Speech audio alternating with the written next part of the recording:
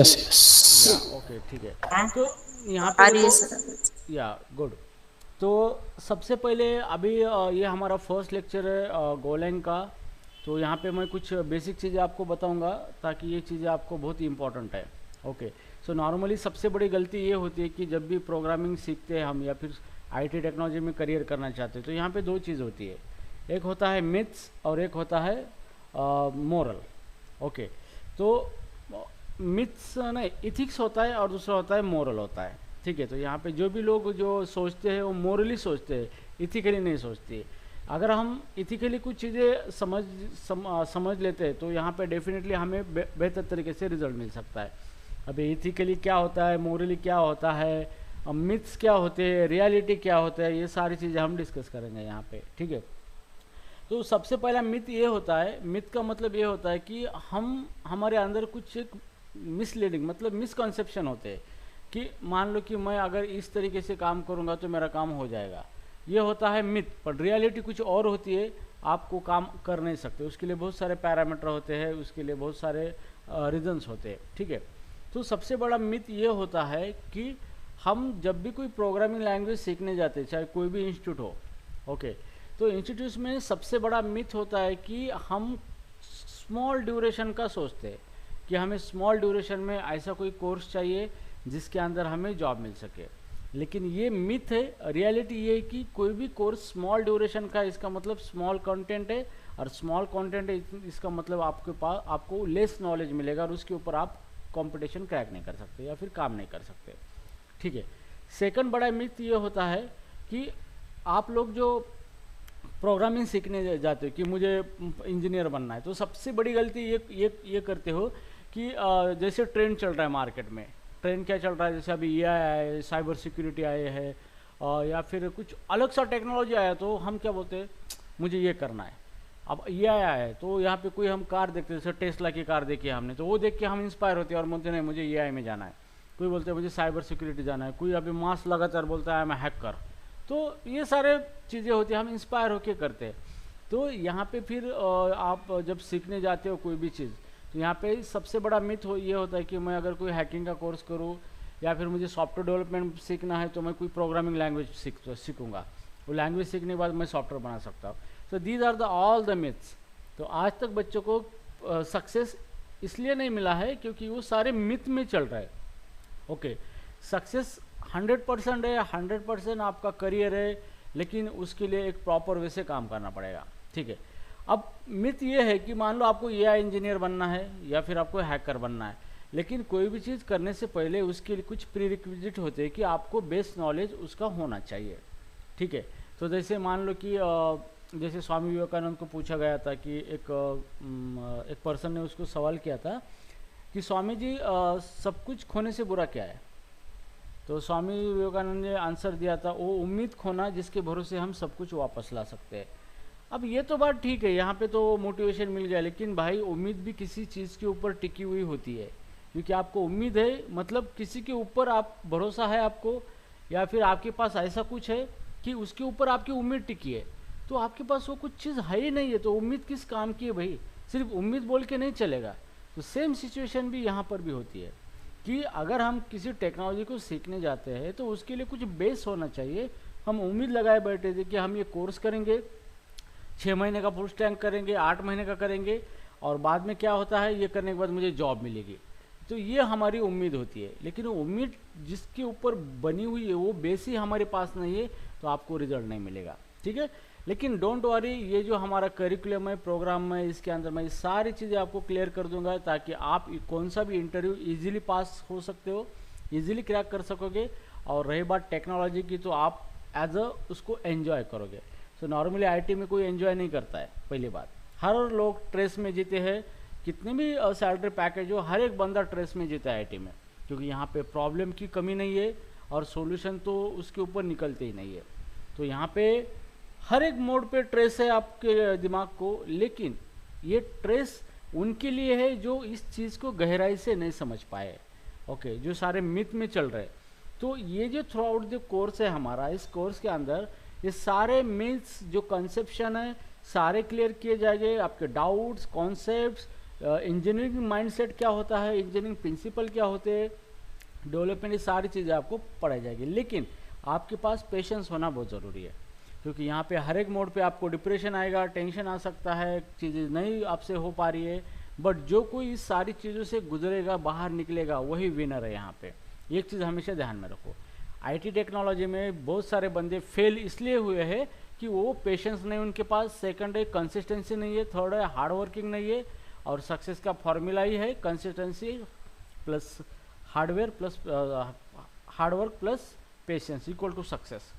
तो यहाँ से मैं आपको ये थोड़ा सा इनकरेज इसलिए करना चाहता हूँ कि आपके अंदर भी वो एक्साइटमेंट है कि मैं ये कोर्स करने के बाद मुझे लाखों की सैलरी मिलेगी, क्योंकि आपने पोर्टल पे देखा है इतनी लाख सैलरी पैकेज है उतनी, तो आप वो इंस्पायर होके आप भी एक मिथ के अंदर ना जियो। इसलिए मैं ये सारी चीज़ें आपको क्लियर कर रहा हूँ, क्योंकि यहाँ पे बहुत सारे स्टूडेंट जो आते हैं मेरे पास एक होप लेके आते हैं कि सर मैं करना चाहता हूँ, मुझे सैलरी मिलेगी या ना, अच्छी मिलेगी ना सर, बट जब कोर्स शुरू होता है ना तब जॉब गारंटी होती है ना, कुछ मांगते नहीं, सर चल रहा है चलने दो बोलता है। सो इस one of the example is here, like the Vipul is here. Okay, Vipul से बात कर सकते हो, he is from Uttar Pradesh. Course join करने से पहले बहुत जॉब गारंटी के बारे में बात किया, अभी वो जो है ये सारी चीज़ें देख के बोलते हैं सर हम जॉब गारंटी का मत दो, आप चलने दो, क्योंकि आप कहीं तो भी पीछे हट रहे हो इससे, ठीक है। लेकिन अगर आप सही तरीके से जाओगे, और मैं जो कहूँगा वही करना है आपको, कुछ करना नहीं है, पहली बात कुछ भी नहीं करना है। मैं जिस तरीके से आपको लेके जाऊँगा आपको सिर्फ चलना है, उसी ट्रैक से चलना है, उसी तरीके से मेहनत लेनी है, जो कुछ मैं पढ़ाऊँगा वही पढ़ना है, खुद का दिमाग लगाना नहीं है। डेफिनेटली मैं आपको सक्सेस की ओर लेके जाऊँगा, ठीक है। तो चलो ये तो हो गई कैजुअल बातें, ये तो अभी कुछ काम की बातें करेंगे टेक्नोलॉजी के बारे में, ठीक है। तो यहाँ पे जो भी सॉफ्टवेयर सिस्टम डेवलप करने सीखने आता है, चाहे वो हैकिंग करने आता है, एआई करने आता है, या फिर कोई भी चीज़ हम सीखने आते हैं, तो उसके लिए कुछ प्रीरिक्विज और बेस होना ज़रूरी है, ठीक है। तो जैसे हम साइबर सिक्योरिटी के अंदर आप सीखना चाहते हो, तो इस वन ऑफ द एग्जांपल की मैंने खुद फील किया, मतलब एक्सपीरियंस किया है। मैं जब MIT में था तब IIT बॉम्बे से मुझे वर्कशॉप हुआ था हमारा, तो उस टाइम हम बहुत लोगों ने हैकिंग का वर्कशॉप है, इथिकल हैकिंग 2 दिन का वर्कशॉप था, तो हम उस वर्कशॉप में चले गए।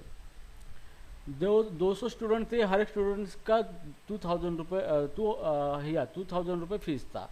ओके, तो उन लोगों ने 2 दिन में 4 लाख रुपए कमाए 2 दिन में। अब यहाँ पे हम जब अंदर गए तो वर्कशॉप का टाइमिंग था सुबह 10 बजे से शाम 6 बजे तक डेली, तो 2 दिन का। तो जैसे भी हम गए तो वहाँ पे हमें पता चला कि यार हम तो हैकिंग करने आए, सुबह क्या पढ़ाया गया है दोपहर को पता नहीं, दोपहर को क्या पढ़ाया है शाम को पता नहीं, तो अगले दिन ब्लैंक। फिर अगले दिन क्लास अटेंड करने गए, वो बंदा आ रहा है स्क्रिप्ट मार रहा है, PHP की स्क्रिप्ट मार रहा है, SQL इंजेक्शन, ये अटैक वो अटैक, सब अटैक करके जा रहा है, रैनसमवेयर अटैक, ये वो सब कुछ, पाकिस्तान की वेबसाइट हैक कर रहा है। तो भाई पल्ले कुछ पड़ ही नहीं रहा है। तो वो 2 दिन वेस्ट गए, उन्होंने टूल किट सारी चीज़ें दिए, लेकिन आज तक वो टूल किट मेरे घर पे कचरे में पड़ी है। क्यों? बिकॉज एट दैट टाइम मेरे पास बेस कुछ भी नहीं था, ना मुझे स्क्रिप्ट लैंग्वेज क्या है पता नहीं थी, ना PHP पता नहीं था, HTML पता नहीं था, मुझे डेवलपमेंट का D भी नहीं पता था, और मैं निकला हैकिंग करने। ओके, तो सेम सिचुएशन आपके पास भी यही है।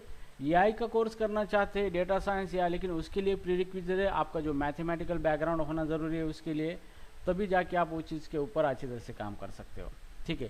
तो यहाँ पर भी प्रोग्रामिंग जो सीख रहे हो, जैसे गोलैंग है या फिर फ्रंट एंड टेक्नोलॉजी है, तो पहली बात आपको टेक्नोलॉजी के बारे में नॉलेज नहीं है, पहली बात। सेकंड बात कि इंस्टीट्यूट में जो पढ़ाया जाता है वहाँ पे एक सिलेबस बनाया गया है, वो आते हैं और धड़ पढ़ा के निकल जाते हैं। तो इसका परिणाम ये होता है कि आपका कोई बेस नहीं होता, कॉन्सेप्ट क्लियर नहीं, और आप कोई भी चीज़ पढ़ते हो तो जैसे रट्टा मारने जैसी, क्योंकि आप उसको रट्टा मारते हो और इंटरव्यू में बोलते वक्त आप गड़बड़ होती है या फिर समझ भी नहीं आता है, और आपका प्रेजेंस ऑफ माइंड डेवलप नहीं होता है। तो इसके लिए एक ही रीज़न है, क्योंकि आपको एक सॉफ्टवेयर के गहरे समंदर में फेंक दिया है, आपको किनारा नहीं दिख रहा है, आपको पता नहीं कि आपकी पोजीशन क्या है। कि मान लो ये सॉफ्टवेयर मतलब बहुत बड़ा डोमेन है, ये बहुत बड़ा डोमेन है, मतलब इसकी लिमिट नहीं, इनफाइनाइट है। अब इस डोमेन के अंदर आप जाके किसी समंदर के एक मिडिल पॉइंट में आके गिरे हो, या किधर भी आपको ला के छोड़ा है, तो आपको किनारा नहीं मिल रहा है, तो आप इधर ही हवा में गोली मार रहे हो, ये नॉर्थ है, ये साउथ है, ये ऐसा है, आमका ढिमका सब कुछ है, और इसी तरीके से इंटरव्यू फेल हो रहे हैं, इसी तरीके से जॉब नहीं मिल रही, इसी तरीके से कुछ पता नहीं, और फाइनली क्या होता है, बच्चे गिव अप करके वापस घर जाते हैं और फिर इंस्टीट्यूट के नाम पे कुछ गालियाँ देते हैं कि इन्होंने प्लेसमेंट नहीं दिया। अगर इंस्टीट्यूट आपको प्लेसमेंट नहीं देता तो इसका मतलब आपको कोई जॉब ही नहीं देगा। अगर इंस्टीट्यूट ने प्लेसमेंट नहीं दी इसका मतलब आपके अंदर वो दम नहीं किसी से जॉब नहीं लेने की। तो ये सारी चीज़ें जो होती है ये सारी बहानाबाजी होती है, ठीक है। तो हमें ये सारी चीज़ों से बाहर निकलना है और एक बेहतर तरीके से कंसेप्चुअली चीज़ों को समझना है। जितना ज़्यादा हम चीज़ों को कंसेप्चुअली समझेंगे, जितना ज़्यादा उतना ज़्यादा हम एक बेहतर तरीके से टेक्नोलॉजी को समझेंगे। और हियर हमारा मेन मोटिव है कि learn not for the interview और जॉब पर्पज। हमें इंटरव्यू क्रैक करने के लिए नहीं सीखना है, हमें सीखना है to become a problem solver in a software industry और सॉफ्टवेयर डोमेन। ये हमारा मोटिव है। अगर आप इस तरीके से माइंड सेट करोगे कि मुझे as a good software engineer बनना है, मुझे बेस्ट तरीके से प्रॉब्लम सॉल्व करने हैं, फिर ये इंटरव्यू और ये जॉब से आपका बाएं हाथ का खेल है। तो यहाँ पे माइंडसेट बहुत बड़ा चीज़ होता है। तो माइंडसेट यहाँ पे आपका ऐसा होना चाहिए कि मैं रूट चीज़ को ट्रैक करूँगा, रूट को। ओके, मुझे ऊपर की चीज़ें नहीं चाहिए, मुझे रूट को ट्रैक करूँगा। द कॉज, एक्चुअली कॉज क्या है चीज़ होने से। जैसे कि मान लो कि दो चीज़ होती है, एक होती है प्रिवेंटेशन और एक होता है ट्रीटमेंट होता है। ओके, तो ज़्यादा से ज़्यादा जो भी हमारी दुनिया है वो ट्रीटमेंट पे बिलीव करती है, प्रिवेंटेशन पे नहीं करती है। उसका बेस्ट एग्जांपल है, और ये आपको प्रोग्रामिंग में यही कॉन्सेप्ट है, यही चीज़ है। प्रिवेंटेशन पे दुनिया बिलीव नहीं करती, peoples want treatment. For example, अगर आप बोलोगे कि ये कैंसर के लिए ये गोली बहुत अच्छी है दवा, तो बहुत लोगों की लाइन लगेगी। क्यों? ये ट्रीटमेंट हो गया, कैंसर प्रॉब्लम है उसका सॉल्यूशन निकाल दिया, तो बहुत लोग भाग रहे पीछे।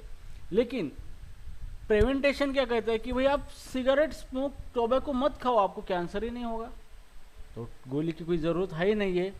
But still people are don't listen to them. क्यों? क्योंकि कितना भी लिखो टोबैको कॉज कैंसर, मूवी देखते वक्त सिगरेट कॉज कैंसर, सिगरेट के ऊपर देखो, people don't care about the prevention. ठीक है, तो यहाँ पर भी यही चीज़ है कि हम प्रिवेंटेशन पे ध्यान नहीं देते, हम सिर्फ ट्रीटमेंट पे ध्यान देते हैं।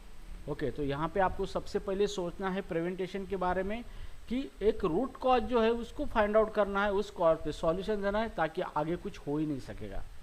ठीक है, तो यहाँ पर अगर इस तरीके से आपको करना है तो आपको सबसे पहला स्टेप है कॉन्सेप्ट्स, कॉन्सेप्चुअल लर्निंग करना पड़ेगा। नॉर्मली बच्चों का मेन प्रॉब्लम ये होता है कि अगर वो गोलैंग, जावा, कौन सी भी प्रोग्रामिंग लैंग्वेज सीखने गए तो उनको लगता है कि अगर मैं लैंग्वेज सीखूंगा प्रोग्रामिंग तो मैं सॉफ्टवेयर बना सकता हूँ। लेकिन ये मिथ है, ये मैं ओपनली चैलेंज करता हूँ, कोई भी बड़ा सॉफ्टवेयर इंजीनियर लाओ, आर्किटेक्ट लाओ, बिल गेट्स लाओ, कोई भी लाओ, मैं दावे के साथ कह सकता हूँ अगर आपको कितना भी बेस्ट प्रोग्रामिंग लैंग्वेज अगर आती है, but still you are not able to develop the quality software, guaranteed. हम क्वालिटी सॉफ्टवेयर बना नहीं सकते, because language is just a medium, okay, to happen a communication between a different parties. These are the just medium, but language cannot define the skill how to make a thing properly. Okay, तो programming सीखना ये अलग बात है और software development ये अलग बात है। ये दो चीज़ को अगर आप डिफरेंशिएट कर सकते हो तो फिर आपको सारी चीज़ें समझ में आएंगे। तो यहाँ पे जो हम ये कोर्स के अंदर गोलैंग सीख रहे हैं या फिर एनी कोर्स जो भी मैं पढ़ाता हूँ, तो मैं कौन सी कोर्स के अंदर इस तरीके की चीज़ें पढ़ाता हूँ कि आप उसके अंदर सेल्फ कुछ समझ के आंसर दे सके। ओके, सेल्फ, क्योंकि यहाँ पे क्या होता है कि बहुत सारे स्टूडेंट होते हैं कि जैसे कि कुछ MCQ सॉल्व करते हैं एग्ज़ाम में, तो उनने जो प्रॉब्लम सॉल्व की है उसी टाइप का प्रॉब्लम अगर आता है, ठीक है, तो वो उसका आंसर दे पाते हैं। ओके, अगर थोड़ा प्रॉब्लम गलत आता है या फिर अलग प्रॉब्लम आता है तो they are not able to solve that problem. It means what, they don't understand the chapter and concepts, वो घुमा नहीं सकता। लेकिन यहाँ पे वही विनर है जो कॉन्सेप्ट के हिसाब से चीज़ों को घुमा सकता है। ओके, सिर्फ कोड स्निप्ट कुछ नहीं करेगा। अगर आप ChatGPT से खुद पूछो कि ChatGPT आप बहुत सारा कोड हमें रेडीमेड बना के देते हो, तो मुझे सुपीरियर ट्रेनिंग लेने की क्या ज़रूरत है? आप तो कोड दे रहे हो सब कुछ, तो आप एक खुद प्रॉम्प्ट डाल के देखो तो ChatGPT आपको बताएगा कि क्या ड्रॉबैक है इसके, वो खुद बताएगा। तो इसका मतलब ये है कि यहाँ पे क्रिटिकल थिंकिंग आपको करनी पड़ेगी, ठीक है। तो सॉफ्टवेयर डेवलपमेंट में जब हम काम करते हैं तो सबसे पहली बात है कि हमें दो चीज़ पे ध्यान देना है। सबसे पहली बात how to write a code and how code is work, ये सबसे पहले आपको समझ में लेना है। Key to success in a programming language these are the routings, how to write a code and how code is work, ये चीज़ आपको पता चले। फिर उसके बाद वेयर, हाउ, व्हेन, बाकी चीज़ें चलती रहेंगे, ठीक है। तो सबसे पहले आपको इस पे फोकस करना है कि प्रोग्रामिंग लैंग्वेज किस तरीके से काम करती है, प्रोग्राम किस तरह से लिखा जाता है, और इस प्रोग्राम लिखने के बाद वो कैसे वर्क करता है, इसके ऊपर आपको सबसे बड़ा एफर्ट है। और यहाँ पे जो हमारा 3 मंथ का जो मार्कोस ट्रेनिंग मॉड्यूल है वो इसी के ऊपर काम करेगा कि आपको वो स्किल प्रोवाइड करेगा कि आप प्रोग्रामिंग लैंग्वेज को अच्छी तरह से समझ सकते हो, समझो। फिर उसका यूज़ करके आपको अलग अलग चीज़ें करनी है। तो सॉफ्टवेयर इंडस्ट्री में क्या होता है कि आईटी इंडस्ट्री में एक रियलिटी ये है कि आपके पास कितना स्किल है, दे डोंट मैटर, कोई मैटर नहीं आपको कितना आता है, क्या आता है, कोई डोंट मैटर, आपके पास कितनी डिग्री है, पीएचडी, डोंट मैटर। यहाँ पे सिर्फ मैटर यही करता है कि जो भी स्किल आपके पास है उसका इस्तेमाल करके आप किस प्रॉब्लम को सॉल्व कर सकते हो, बस। अगर नहीं आता है आपको तो रिजेक्टेड, आप आउट, आपको कोई मतलब नहीं है, कोई वैल्यू नहीं देगा आपको, अगर अच्छी पोजीशन पे काम करना है तो। और तो फिर झाड़ू बीड़ू मारने के लिए तो गूगल में भी 25 लाख पैकेज मिलता है झाड़ू मारने के लिए, होगी, ठीक है। तो उस टाइप की जॉब के बारे में मैंने बात कर रहा हूँ। अगर आपकी डिग्री के हिसाब से, if you are a graduate from the technical professional education, तो उसके हिसाब से अगर आपको जॉब चाहिए तो आपको फिर उस लेवल तक कंसिडर करना होगा। सेकंड चीज़ ये है कि लोग बोलते हैं कि फ्रेशर के लिए इतना नहीं पूछा जाता, काम नहीं दिया जाता, तो आप हमें थोड़ा थोड़ा पढ़ के प्रिपेयर होना है। लेकिन ये बहुत बड़ी मिस्टेक है आपकी, क्योंकि software don't know whether you are fresher or experience, they just know there is a functionality and that functionality should fulfil the requirement of the client. फिर उसके अंदर मुझे एक क्लिक पे मैसेज जाना चाहिए तो जाना ही चाहिए, they don't care about the developer is a fresher or experience. तो ये चीज़ आपको ध्यान में रखनी है। तो ultimately the conclusion is that कि you don't have to learn only the perspective of the interview, और मुझे सेलेक्ट होना है, इन करना है, बाद में नथिंग लाइक दैट। अगर आपको अच्छी तरह से सीखना है, अच्छी तरीके से काम करना है, जॉब को एंजॉय करना है, तो you have to go with the from the best to advance, okay. तो इस तरीके की चीज़ें यहाँ पे होती है आईटी और टेक्नोलॉजी में। तो कुछ जो बंदे होते हैं वो छा छू करके अंदर घुसना चाहते हैं। आप अगर जेन्युइन पढ़ोगे तो सब कुछ होगा। और वन मोर थिंग कि यहाँ पे बहुत सारे बंदे बोलते हैं कि अगर I am looking for the opportunity that make my career and my career growth, फालतू question, okay. I am not looking for opportunity, I create the opportunities, okay. This kind of attitude you should have. मैं opportunity create करूँगा, मैं opportunity देखते नहीं बैठो कहाँ है कहाँ है, मैं खुद इस तरीके से खुद को प्रिपेयर करूँगा इस टेक्नोलॉजी में, ताकि मुझे ढूंढते हुए कंपनी मेरे पास आए और मुझे इंटरव्यू के लिए सम्मान से बुलाए। तो ये एटीट्यूड अगर आपके अंदर है तो डेफिनेटली आप किसी इंटरव्यू के अंदर फेल नहीं होगी। और मैक्सिमम अभी नारायण मूर्ति जो है इन्फोसिस का जो फाउंडर है, उसने ये चीज़ ओपनली बोली कि इंडिया में ओनली 5% ही इंजीनियर ऐसे है कि जो जॉब देने के लायक है। ओपनली उसने स्टेटमेंट दिया। तो think about that, why people are unemployed, okay. तो पीपल अनएम्प्लॉय होने का सबसे बड़ा प्रॉब्लम यही है। और वन मोर थिंग मैं आपको बताऊंगा, मैंने इंटरनेशनल लेवल पे काम भी किया है, वहाँ पे मैंने बहुत बड़े इंजीनियर से भी साथ काम किया है, but the quality of the software engineer of the Indian is very poor, very poor. मतलब India is a great IT exporter, क्योंकि इंडिया बहुत सारे आईटी इंजीनियर को एक्सपोर्ट करता है बाहर, सारे आईटी की सर्विसेज काम इंडिया करता है, लेकिन क्वालिटी के मामले में इंडिया इज़ अ ज़ीरो। ये रियलिटी है, क्योंकि इंडिया में सिर्फ गधे जैसा काम दिया जाता है बच्चों को, क्योंकि फॉरेन कंट्री वाले इस काम को कोई इम्पोर्टेंस नहीं देते। तो इसका बेस्ट एग्जांपल ये है कि आप कोई भी टेक्नोलॉजी देखो, टेक्नोलॉजी कहाँ से आती है, बाहर से आती है। आपको दिए गए काम कौन से है, फालतू काम होते हैं। तो यहाँ पे दो टाइप की इंडस्ट्री होती है, जैसे एक होती है सर्विस बेस और एक होती है प्रोडक्ट बेस, ओके। ताकि हम कोई भी बिजनेस ओपन करते तो दो ही चीज़ हम उसके अंदर प्रोवाइड करते, या तो प्रोडक्ट प्रोवाइड करते या फिर सर्विस, इसके आगे थर्ड चीज़ होती नहीं बिजनेस में। तो इंडिया मैक्सिमम इंडिया के अंदर सर्विस बेस्ड कंपनी है। ओके, मतलब लोगों के काम करके देना है हमें और उसके बदले हमें पैसे देना है। बट इंडिया के अंदर प्रोडक्ट बेस्ड कंपनी कभी है ही नहीं है आईटी के अंदर। Think about that. MS office product दुनिया का सबसे नंबर 1 सूट है। आज एमएस ऑफिस को कोई अल्टरनेटिव है नहीं है। इंडिया के पास दिखाओ ऐसा कोई प्रोडक्ट है। गूगल मैप, गूगल का जो भी best of the best software product है वो किसके है? बाहर कंपनी के है। इंडिया के पास क्या है? सर्च इंजन इंडिया के पास नहीं है। क्यों? इंडिया के पास पैसा नहीं है। लोग बोलते कि पैसा देने के बाद सब होता है, नहीं होता है भाई। पैसों से ज्ञान कभी नहीं खरीद सकते, ये रियलिटी है। लोग बोलते कि हम कितना भी फीस देंगे तो हमें कौन सा ही कोर्स मिलेगा, नहीं। There is no guarantee that you can get the sufficient amount of knowledge. Guarantee नहीं है, दुनिया में है लेकिन आपको मिलेगा इसकी गारंटी नहीं। तो इंडिया की अगर बात करें तो इंडिया के अंदर सबसे ज़्यादा लोग जो है वो सिर्फ सर्वाइवल कर रहा है। ओके, और आईटी इंडस्ट्री में इतनी वर्स क्वालिटी है कि सोचो मत। But still they are join or company get work from them because of why there is a huge manpower is required due to the lot of the projects. तो ये reality है। Okay, तो यहाँ पे बात ये है कि मैं इंडिया की बुराई नहीं कर रहा हूँ। ओके, इंडिया की बुराई मैं नहीं कर रहा हूँ, लेकिन जो सिचुएशन है उसी को हमें एक्सेप्ट करना पड़ेगा। ओके, अगर आप कभी बाहर के क्लाइंट के साथ काम करोगे आउट ऑफ कंट्री, तो वो उनकी नज़र में आपकी क्या अहमियत है वो आपको आपकी लाइक की बता देंगे, वो डेफिनेटली बता सकते हैं। ठीक है, क्योंकि मैंने काम किया है, मैंने जो देखा है कि हम इंडियन डेवलपर को किस तरीके से ट्रीट करते हैं, पहली बात। अब इसके ऊपर पास भी रीज़न है क्यों ट्रीट करते हैं, इसके भी रीज़न है कि ऐसा नहीं है क्योंकि हम बोलते हैं दुनिया में अब गूगल का सीईओ सुंदर पिचाई इंडियन है। अरे इंडियन है पर वो उसका सिटीजन का शिप कहाँ का है? यूएस का है। तो उसको वही सारा उसने किया है, टैलेंटेड है, लेकिन इंडिया में कहाँ है भाई? उधर जाके तो बैठे वाले हैं ना टैलेंटेड आदमी। ठीक है, तो इसका बेस्ट ऑफ द रीज़न ये है कि जब मैं टेक लीड था कंपनी के अंदर, मैं कंपनी का नाम डिस्क्लोज नहीं करूँगा, उस टाइम मुझे पता चला कि मेरे अंडर जो डेवलपर दिए गए थे उनको मैंने एक टास्क दिया था सिंपल कि भाई एक आप ऐसा फंक्शन बनाओ, ये वैल्यू ले लो और ये कोई रिटर्न कर दो।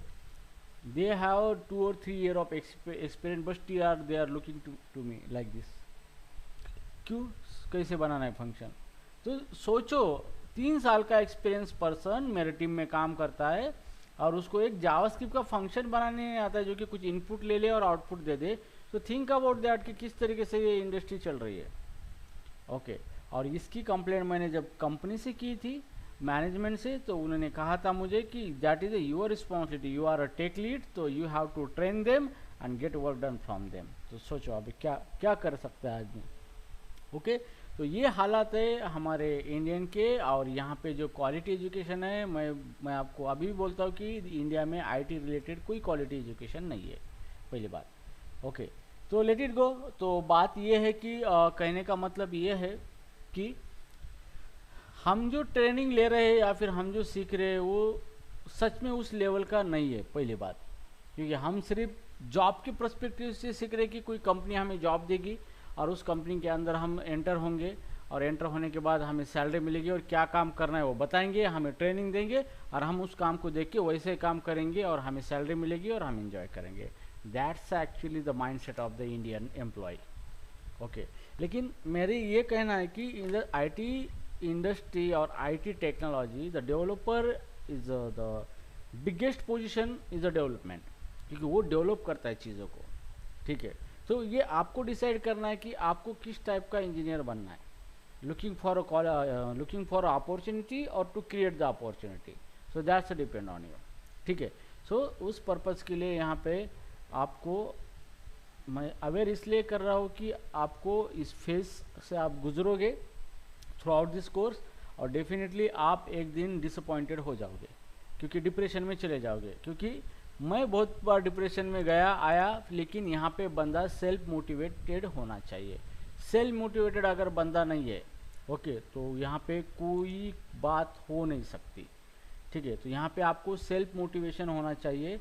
आप खुद को मोटिवेट कर सकते हो, इस लेवल का आपके अंदर ही वो स्किल होना चाहिए ठीक है। तो इस तरीके से चीज़ें होंगी तो डेफिनेटली यू विल सक्सेस। आपको लाखों और करोड़ों के पैकेज लेने से कोई नहीं रोक सकता। हाँ, इसके लिए आपको जो ट्रेनिंग चाहिए वो ट्रेनिंग सुपीरियर होनी चाहिए, और उस ट्रेनिंग के लिए आपको जो स्किल चाहिए वो बढ़िया चाहिए, और क्वालिटी की चीज़ें टाइम लेती है। अगर कोई अच्छा सीखना है, अच्छा बनना है, तो the thing is the get things demand the time. Okay, तो कुछ छोटे समय में कुछ नहीं होता है। अगर आपको बड़ा कुछ करना है तो आपको ज़्यादा ही पढ़ना पड़ेगा, तभी जाके कुछ हो सकता है। नॉर्मली ये 30% सिलेबस के कोर्सेज मार्केट में चल रहे हैं, वहाँ पे आपका कुछ नहीं हो सकता। ठीक है, तो डेफिनेटली। और one more thing is that कि you all of from the different background, but some people are from the engineering background, CSC background, but still they don't know even the small concept or small meaning of the one sentence। ये हालत है हमारे education system की। और हम चले कि career करने, बड़े बड़े बातें करने, तो ऐसे नहीं होता है। ग्रेजुएट होकर आप इंजीनियरिंग कॉलेज से बाहर आते हो, अगर जस्ट ओनली इंटरव्यू में आपको आपने बहुत सारा ये किया है और प्रिपरेशन किया है, सो लेकिन आपको इंटरव्यू में ज़रूर नहीं कि वो चीज़ पूछी जा सकती है, सिंपल भी चीज़ आपको पूछी जा सकती है। जब मैं एक एमएनसी में था, बड़े एमएनसी में, मैं वहाँ पे इंटरव्यू पैनल था, वहाँ पे मैंने काम किया है, 200 से ज़्यादा इंटरव्यू मैंने लिए हैं, वो भी इंटरनेशनल लेवल पे। और एक्सपीरियंस 3 साल के एक्सपीरियंस से 14 साल एक्सपीरियंस तक के पर्सन के मैंने खुद इंटरव्यू लिए। तो उसमें से वन एक एक्सपीरियंस ये था कि मैंने एक जावा के ऊपर एक सिंपल सा क्वेश्चन पूछा था कि just create the inner class and show me how to create the object of the inner class, just इतना ही पूछा था। तो एट दैट टाइम लिटरली वो बंदा ऐसे बैठा था, oh shit, I never think about this kind of question will come in to the interview, because in internet there is a different question, how hash map is work and these are means, तो वो लगे रहा मुन्ना भाई। तो दुनिया इसी तरीके से चल रही है, बट इंटरव्यूअर आपको स्मॉल क्वेश्चन भी पूछा सकता है। ठीक है, अब इसका मतलब ये है कि आपको सारे डायमेंशन से प्रिपेयर होना है, लेकिन कोई ऐसा बड़ी बात नहीं है। देखो, क्रिकेट में हम कमेंट्री देखते हैं, अगर कोई बंदा मैन ऑफ द मैच लेता है तो उसको इंग्लिश में बात करने के लिए बोलते हैं, तो उसके कुछ गिने चुने वर्ड्स होते हैं, उसी के अंदर ही वो बात करता है, बोलता है, और उसी के बाहर वो फ्रेम से जाता ही नहीं है। ओके, क्योंकि इंग्लिश बहुत बड़ी है। आप सबको हिंदी आती है, ठीक है, आप सबको हिंदी आती है, तो अगर आपको SBI का फॉर्म भरने दिया है तो आप नहीं भर सकते। क्यों? जैसे भुगतान की राशि ऐसा शब्द आता है, अभी भुगतान की राशि क्या है भाई? आवेदन है, निवेदन है, ये वर्ड्स हमें पता नहीं होते, बट हमें हिंदी आती है, फिर भी हमें उस टाइप के वर्ड्स पता नहीं होते उसके अंदर। ठीक है, तो मीनिंग ये है कि यहाँ पर भी यही होता है। अगर आपको कोई लीगल नोटिस, कोर्ट की नोटिस आ जाए, आपको इंग्लिश बहुत अच्छी आती है, लेकिन कोर्ट की नोटिस समझ नहीं पाओगे, क्योंकि उसके अंदर वर्ड्स होते हैं, जैसे इम्प्रिजमेंट वर्ड होता है, तो हमें उस वर्ड की मीनिंग नहीं पता होती, इसलिए हम समझ नहीं पाते। ओके, तो कंप्यूटर के अंदर भी सेम होता है कि कंप्यूटर सिस्टम के अंदर जो भी कुछ चीज़ें आप पढ़ने जा रहे हो, उसके भी कुछ वोकैबुलरी होती है, उसके भी कुछ टर्म्स होते हैं, उसके भी कुछ टर्मिनोलॉजी होती है, कॉन्सेप्ट्स होते हैं, और वो भी कोई बड़ा नहीं है, वो एक फिक्स है, उसका एक फ्रेम है। अगर आप उस फ्रेम के अंदर आप सारी चीज़ें आपको पता हो गई, तो आई एम श्योर डेफिनेटली कि आप कोई भी इंटरव्यू फेल नहीं हो सकते, कोई भी नहीं। उसके लिए भी एक फॉर्मूला है, और यहाँ पे वर्क होता है डेटा साइंस। डेटा साइंस का लाइव इस्तेमाल आपको करना है, क्योंकि डायरेक्टली इनडायरेक्टली जो टैलेंटेड बंदा होता है वो दिमाग में डेटा साइंस का इस्तेमाल करता है। अब डेटा साइंस का मतलब क्या है कि हम लोग बोलते हैं पाइथन, कोई बंदा डेटा साइंस बोले तो Python, but they don't know what is mean by data science. यहाँ पर भी डेटा साइंस है, हम जो भी चीज़ समझ रहे हैं, जो भी हम डिसीजन ले रहे हैं, इससे based on the data science. Okay, सारी चीज़ें एक दूसरे के साथ कनेक्टेड है। ओके, तो ये आपको समझ में आना चाहिए सबसे पहली बात। ओके, तो यहाँ पर भी वही है कि यहाँ पर भी कुछ पैटर्न्स है, प्रोग्रामिंग के अंदर भी कुछ, और एक फ्रेम है, उस फ्रेम के अंदर आप अगर सारी चीज़ें प्रॉपर वे से करोगे तो डेफिनेटली आप किसी भी टाइप की क्वेश्चन का आंसर देने में सक्षम हो जाओगे। ठीक है, बट प्रॉब्लम ये है कि ये सीक्रेट आपको कोई बताता नहीं है, और ये सीक्रेट बताने का कोई सिलेबस भी नहीं है, ना ही ऐसा कोई कोर्स डिज़ाइन है। तो ये चीज़ आपको वही आदमी दे सकता है जो रियली पैशनेट हो, वो अपने प्रोफेशन से पैशनेट हो, या फिर उसको लगता है कि कुछ अच्छा करना चाहिए, तो वही आदमी उसकी जो एक्सपीरियंस है उसका, या फिर उसने जो गेन किया है throughout this is life, वही आपको प्रोवाइड कर सकता है। तो दैट इज़ ये भी एक टाइप का आपका लक होता है कि आप किसी राइट गार्डियन या फिर राइट मेंटर हो या फिर राइट ट्यूटर हो, उसके हाथ में आप ट्रेनिंग लेने जाते हो। तो ये भी आपके लिए एक बहुत प्लस पॉइंट होता है। फीस और पैसा डज नॉट मैटर, मैं ओपनली चैलेंज करता हूँ, आप कितना भी पैसा दे दो, there is no guarantee to get the appropriate knowledge, कुछ गारंटी नहीं है, ठीक है। तो ये बात हम भूल जाते हैं और हम लगे रहते हैं सिर्फ प्रोग्रामिंग के पीछे, हमें लगता है प्रोग्रामिंग आती तो सब कुछ आता है, ऐसा नहीं है। देखो प्रोग्रामिंग हो या रियल वर्ल्ड या नेचर हो या लाइफ हो, जिसने नेचर को समझा उसने दुनिया को समझा, उसने टेक्नोलॉजी को समझा, सबको समझा, ठीक है। अब इसका एक रियल एग्जांपल है कि दुनिया के अंदर सबसे बड़ा जो चीज़ है वो है ट्रांसफॉर्मेशन। ट्रांसफॉर्मेशन, जिस किसी को ट्रांसफॉर्मेशन आ गया वो दुनिया में सबसे बड़ा आदमी है, सबसे भारी आदमी है। फिर ये ट्रांसफॉर्मेशन जो कॉन्सेप्ट है ये हमारे रियल लाइफ नेचर से आया है। इस कॉन्सेप्ट का अगर आपको सच में इस्तेमाल करना आता है अच्छी तरीके से, तो ये प्रोग्रामिंग और ऑल दैट चीज़ आपके लिए चुटकी भर कुछ मतलब बहुत सादी चीज़ें बन जाएगी, ठीक है। अब ये ट्रांसफॉर्मेशन के बारे में मैं आपको थोड़ा सा ट्रिक बताऊंगा, ठीक है। मान लो कि जैसे अल्बर्ट आइंस्टाइन था, उसने E=mc² फार्मूला बनाया था, ठीक है। अब E=mc² का मतलब क्या है, वो दुनिया का सबसे बड़ा फार्मूला माना जाता है। अब वो दिखने में तो E=mc², तो बड़ा इसलिए कि उसका एक्सपांशन आप करोगे, उसको सॉल्व करोगे तो बहुत सारा कैलकुलेशन होगा उसके अंदर, प्रूफ करो ये करो। अब ये फार्मूला है किसका, तो ये फार्मूला है to convert the mass into the energy, okay. तो जो भी मास है उसको एनर्जी में कन्वर्ट करने का फार्मूला है। तो इस फार्मूला का एक प्रिंसिपल का यूज करके अमेरिका ने डायरेक्टली जो बॉम्ब बनाया है, एटम बॉम्ब, इतने घातक एटम बॉम्ब थे कि उसने नागासाकी और हिरोशिमा और नागासाकी को तबाह कर दिया। सोचो, एक छोटा सा कॉन्सेप्ट को उन्होंने लिया, ओके। तो नेचर का रूल ये है कि हमारे लाइफ में या इसी दुनिया में कोई भी चीज़ ख़त्म नहीं होती, उसका ट्रांसफॉर्मेशन होता है, ट्रांसफॉर्मेशन होता है। आप कुछ भी करो, लकड़ी ले लो, उसको जला डालो, लकड़ी ट्रांसफॉर्म हो गई किसके अंदर, कोयले के अंदर, राख के अंदर, हवा के अंदर, वो ख़त्म नहीं हुई। सेम इसी तरीके से अगर हम किसी डेटा को डिलीट करते हैं हमारे कंप्यूटर सिस्टम से, तो डेटा कहाँ जाता है, वो किधर नहीं जाता, वही होता है, उसके ऊपर कुछ चीज़ें ओवरलैप्स होती है। तो ये बेसिक चीज़ें हमें पता नहीं होती है, हम बोलते हैं डेटा को डिलीट कर दिया, डिलीट नहीं होता भाई। अगर डेटा सच में डिलीट होता है तो कहाँ जाता है, अगर डिलीट सच में डेटा उड़ जाता है तो फिर सॉफ्टवेयर, डेटा रिकवरी सॉफ्टवेयर कैसे उसको रिकवर करते हैं, ये भी एक क्वेश्चन है। ऐसे बहुत सारे क्वेश्चंस है। May be interview ask you in a simple words into the interview apart from your technical और लैंग्वेज के अलावा, ठीक है। तो आपको अगर ट्रांसफॉर्मेशन आता है तो सॉफ्टवेयर सिस्टम में सबसे बड़ा ट्रांसफॉर्मेशन यही है कि you have to convert the data into the information. ये सबसे बड़ा ट्रांसफॉर्मेशन है, आपको डेटा को इंफॉर्मेशन में कन्वर्ट करना है, ठीक है। अब डेटा को इंफॉर्मेशन में कन्वर्ट करना ये बहुत बड़ी बात है, दिखने में छोटे। अब सबसे पहले बात है कि डेटा मीन्स क्या, इंफॉर्मेशन क्या, what is the difference between data and information. अगर आपको इंटरव्यू में क्वेश्चन पूछा तो यहाँ पे बच्चा ढेर होता है, सरेंडर करता है, क्योंकि बच्चा सोचता है डेटा मतलब क्या है, इंफॉर्मेशन मतलब क्या है। अगर उसका डिफरेंस बताए तो उससे नहीं बता देता है। But interviewer does not expect that thing, because they expect your conceptual knowledge regarding the sensitive things that may be a small thing, okay। और ये बात हम छोटी छोटी चीज़ें तकलीफ देती है। आप बड़े पहाड़ पे बैठ सकते हो लेकिन एक सुई पे नहीं बैठ सकते, ओके। तो हमें हर एक छोटी चीज़ के बारे में गहराई से आप सोचोगे तब जाके आप कुछ बेहतर तरीके से कर पाओगे सॉफ्टवेयर टेक्नोलॉजी में। और ये कोई हार्ड नहीं है, सिर्फ आपको कोई तो भी ऐसा होना चाहिए जो आपको उस लेवल तक सारी चीज़ें बता सके, रियलिटी को दिखा सके, ठीक है। तो प्रॉब्लम ये है कि हमें रियलिटी बताई नहीं जाती है, हमें सिर्फ एक रेस लगी हुई है, हमें वो सिलेबस है, धड़ धड़ पढ़ो करो मरो क्या करना है, but there is nothing like the concepts, okay. But don't worry, जो भी कॉन्सेप्ट हमें रिक्वायर है throughout this software development हम सारी चीज़ें कवर करेंगे।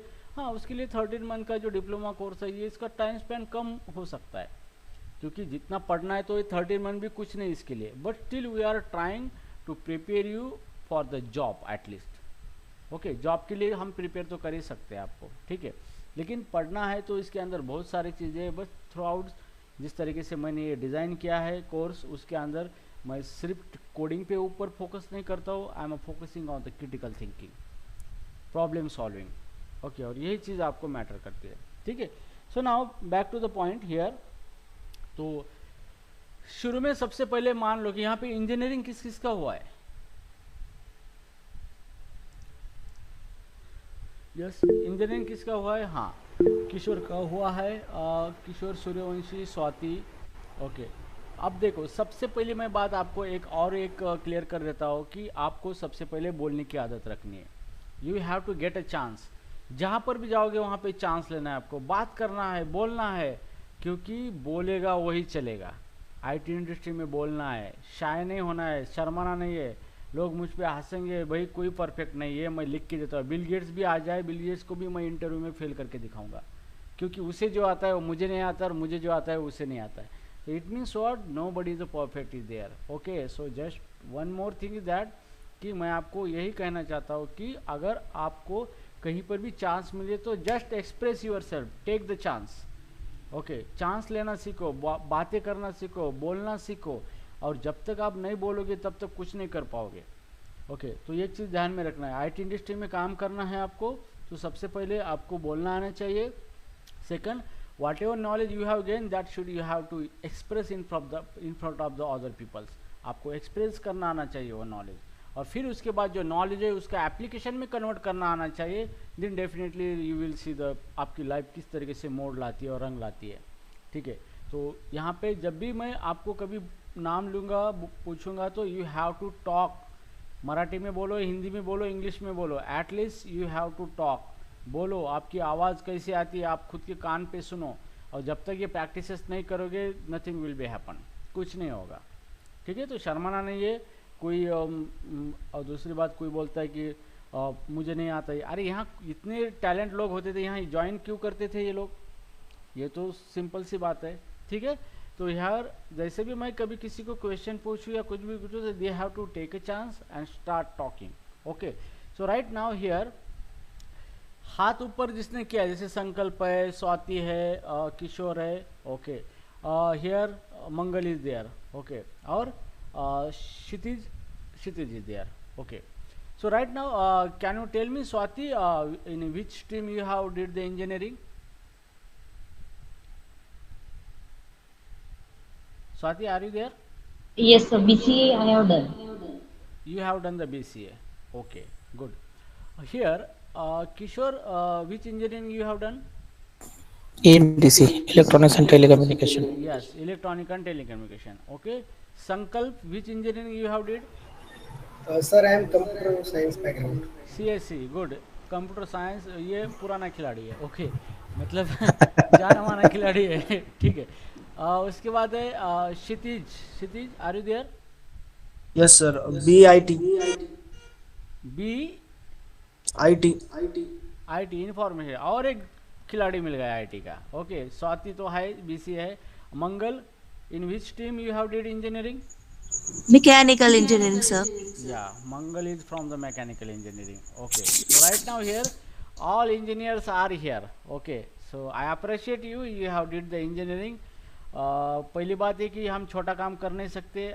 बीइंग इंजीनियर हम छोटा काम नहीं कर सकते, और बड़ा काम हमें कोई देता नहीं है। तो प्रॉब्लम तो यही है इंजीनियरिंग की। तो कोई बात नहीं, हम बड़ा काम भी लोग देंगे भी, और हम उसको करेंगे भी अच्छी तरीके से। ठीक है, so apart from that, here is Umesh, yeah, Vaibhav, yeah, Vaibhav is from which? BA graduate. Okay, और diploma mechanical engineer. Okay, what is your good name? Akash. Okay, तो यहाँ पे एक ही बंदा ऐसा है कि थोड़ा बीए बैकग्राउंड से, और बीए का मतलब यहाँ पे इस तरीके का एक रिएक्शन होता है। बीए का मतलब ऐसा उसको आलतू फालतू कहा जाता है। अब उसको आलतू फालतू क्यों कहा जाता है? क्योंकि बीए के अंदर सिर्फ फिलोसॉफी होती है। जैसे उसके अंदर समाजशास्त्र सब्जेक्ट होता है, जैसे राजा राम मोहन राय ने सती प्रथा बंद की, समाज ऐसा, समाज वैसा, समाजाचे उद्दिष्टे ऐसे वैसे, सब philosophy. But right now the people want the solution, people don't want the philosophy right now. आज अभी यही टेक्निकल एजुकेशन इसलिए काम करता है कि भाई मेरी ये प्रॉब्लम है, ये तू सॉल्व करके दे, इसके बदले मैं तेरे को 10 रुपये दूंगा। फिर मेरे घर पे फर्शी बिठानी है, तो भाई तू फर्शी बिठा, तेरे को 100 रुपये दूंगा मैं, उसके बदले वो फर्शी बिठा के देता है। यहाँ पे कोई ये है ही नहीं कॉन्सेप्ट कि तेरी डिग्री क्या है क्या है। सेम सीन अभी आईटी में आ चुका है। कि आईटी वाले में क्या कंपनी बोलती है, भाई तूने कितने क्या झाके मारे, मुझे मत बोल, तू क्या था और क्या करेगा, आई डोंट नो, अभी क्या है वो बोल, बस तेरी डिग्री नहीं, आई एक्सेप्टेड, मेरा एक काम है ये कर, चल इसके बदले इतना पैसा ले, काम खत्म। That's the reality. अभी ये मार्केट इस तरीके का मार्केट चल रहा है। ओके तो इसलिए बीए ग्रेजुएट या बीकॉम जो भी, जहाँ पर भी फिलोसॉफी रिलेटेड कॉन्सेप्ट आते हैं, जैसे अभी एमबीए में भी फिलोसॉफी आ चुकी है कि थ्योरेटिकल पढ़ाया जाता है ये वो, अब कोई मतलब नहीं है। जैसे मेरा एक दोस्त है, उसने साइबर सिक्योरिटी का कोर्स किया है, अभी वो गोवा चला गया है, वहाँ पे भी वो थ्योरी पढ़ रहा है, ये types of attack, SQL injection, ransomware attack, Trojan horse attack, ये वो। अब भाई उससे क्या करेगा भाई, तू कुछ कर सकता है, कुछ ट्रैक कर सकता है, कुछ सिस्टम को हैक होने से बचा सकता है, कुछ नॉलेज नहीं है। हमारे टीचर भी वही पढ़ा रहे हैं। ओके इस तरह के लोग जॉब नहीं ले पा रहे, ठीक है, तो प्रॉब्लम ये है। So now back to the point here. तो सबसे पहले suppose you are sit in front of the interviewer और आपने बहुत जम की तैयारी की है, गोलैंग की या एनी टेक्नोलॉजी, आप बहुत एक्सपर्ट हो, और उसने आपको क्वेश्चन पूछा what is mean by engineering, क्या बोल सकते हो? यस क्या आंसर है आपके पास? सिंपल क्वेश्चन है, अभी इसको तो कोई प्रिपरेशन करने की कोई ज़रूरत नहीं है। हमने इंजीनियरिंग किया तो अब इंजीनियरिंग क्या है ये तो बताने आना चाहिए हमें, इतना तो एक्सपेक्ट कर सकते हैं ना। बता सकते हैं Sankalp, what is engineering? Kishore what is mean by engineering? जो जीना सिखा दे वही इंजीनियरिंग है। ओके चलो हम आमिर खान के स्टाइल पे आ गए, zip up down up down. Okay here Kshitij what is mean by engineering? Sir, engineering is a problem solver, sir. क्या है Problem solver, sir. इंजीनियरिंग? ये प्रॉब्लम सॉल्वर है। ओके ठीक है। स्वीटी इंजीनियरिंग का मतलब क्या है, कुछ बता सकती हो? Sir, engineering is the application of science to optimize the conservation of the like resources. Okay अब इसको मुझे आपके भाषा में इजी लैंग्वेज में बताओ जो कि सबके समझ में अब आए, हम मेरे तो कोई पल्ले ना पड़े, सबके पल्ले पड़े, ऐसी भाषा में बोलो। या थोड़ा इसको एक्सप्लेन करो इंजीनियरिंग को। अब ये तो आपने डेफिनेशन बता दिया हाँ, सर। एप्लीकेशन ऑफ साइंस, या अब इसको थोड़ा सा समझ में आए इस तरीके से कैसे एक्सप्लेन करोगे इंजीनियरिंग को? Like engineering is the like application बोल सकते हैं सर, जैसे जहाँ पे साइंस एंड अदर का। ओके तो देखो यही तो दिक्कत होती है हमारे पास, क्योंकि हम इंजीनियरिंग करते हैं, हम इंजीनियरिंग क्या है पता नहीं, अगर बताई भी दिए तो हम एक इस तरीके की डेफिनेशन बोलते हैं जो कि वेरी कॉम्प्लिकेटेड होती है, ना वो इंटरव्यू की समझ में आती है ना हम एक्सप्लेन कर रहे हैं। देखो इंटरव्यू में अगर हम फेल होते तो वहाँ पे गलती हमारी है ऐसा नहीं होता है, वहाँ पे गलती दोनों साइड से होती है। तो आज के बाद कभी भी आप इंटरव्यू फेल हो तो कभी मायूस मत होना, दुखी मत होना, क्योंकि इंटरव्यू फेल होने में सब गलती आपकी नहीं होती है। क्योंकि मैंने यूएस के इंटरव्यू दिए, 5-5 राउंड दिए, बड़े बड़े कंपनी के दिए हैं, यूएस वाले लोग मेरा इंटरव्यू लिए थे, बहुत सारे इंटरव्यू दिया, लिए, फेल हुआ, घिसा पिटा, सब बहुत कुछ मेरे साथ हो चुका है। उससे एक रियलाइज़ हुआ है कि भाई इंटरव्यू में हम फेल होते तो सारी गलती हमारी नहीं होती है, ठीक है। अब पहली मिस्टेक ये होती है कि आप जो उसको बता रहे हो it is the application of science, अब ये चीज़ उसकी समझ में ही नहीं आई, वो बोलता है इसने कहीं तो भी सर्च मार के बताया है। ओके क्योंकि हमारे वो आदत नहीं होती हमें कि हम जब भी कोई क्वेश्चन पेपर सॉल्व करते हैं हम, तो यहाँ पे सबसे पहला मेरा वर्ड था it is the most important. Exam में लिखते थे ना दिल से, तो पहला पॉइंट था it is the most important, तो वो समझ लेता था कि यार ये बंदे ने दिल से लिखा है कुछ तो भी। लेकिन जब ऐसे वर्ड्स आते हैं ना, ऐसे प्रॉपर वर्ड्स, तब एक डाउट आता है कि यार ये नहीं, ये किसी इसने ढाप के लिया है या कुछ भी लिया है। वो ठीक है, वो बोलते हैं कैन यू इलेबरेट, तो फिर उस टाइम आप स्टक हो जाते हो, तो फिर वो कंफर्म हो जाता है कि ये भाई इसने कहीं से भी ढाप लिया है ये। ओके अब सेकंड चीज़ ये होती है कि इंटरव्यू में फेल होने के लिए मैं आपको आगे के लेक्चर में एक एक चीज़ें बताऊंगा, क्योंकि वो थोड़ा अभी नहीं बताना चाहूँगा मैं, ये सारे सीक्रेट अभी बताऊंगा तो बाकी रहेगा क्या। ओके तो थ्रू आउट मैं आपको कुछ हैक भी बताऊंगा, इंटरव्यू कैसे क्रैक करने हैं, एमएनसी के कैसे क्रैक करने हैं, किस तरीके से इंटरव्यू का माइंडसेट पहचानना है, सब साइकोलॉजी का गेम है, कुछ नहीं है। ओके तो वो सारे ट्रिक मैं जब हमारा इंटरव्यू प्रोग्राम रहता है after completion of the course, last 1 month program हम रखते हैं, तो उसके अंदर हम सब आपको डिप्लोमेटिक तरीके से प्रिपेयर करते हैं ताकि आप इंटरव्यू में उस तरीके के आंसर दे सको, और I am sure 100% you will be the select. मैं हुआ था इसलिए आप भी हो सकते हो, कोई बात नहीं, ठीक है। तो सबसे पहला पॉइंट यही है कि हम कॉन्सेप्ट को नहीं पहचानते।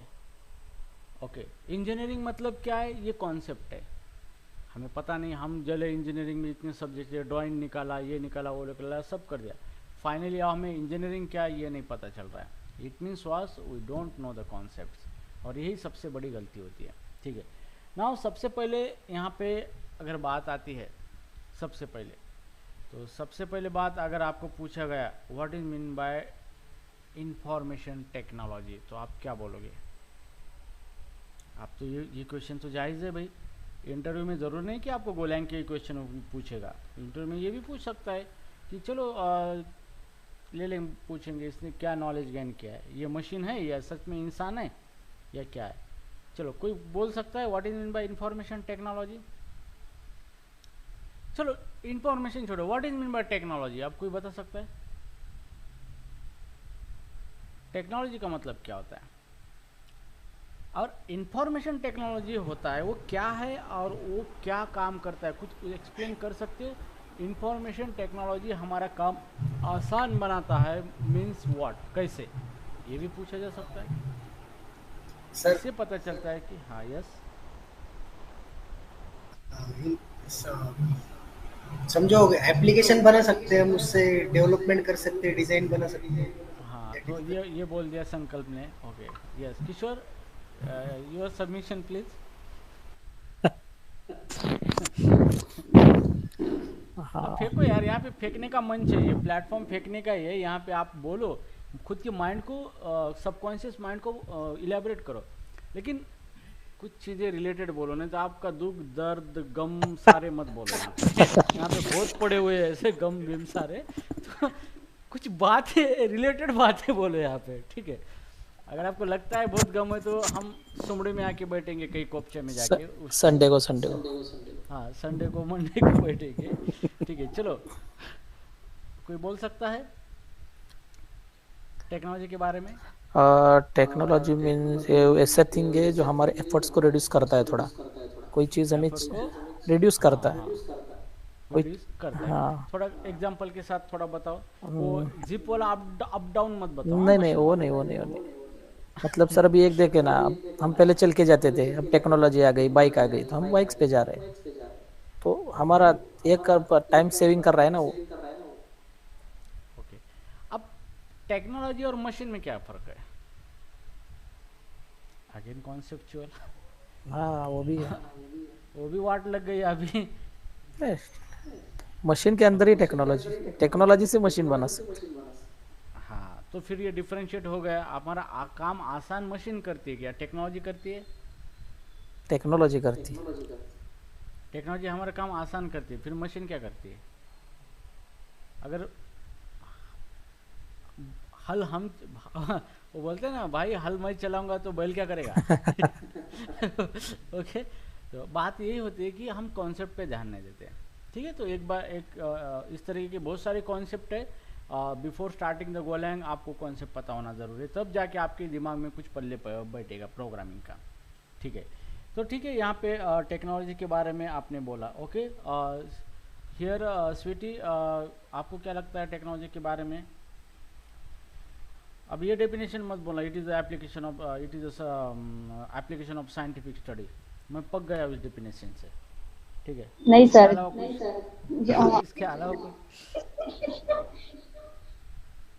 इसके अलावा कुछ है?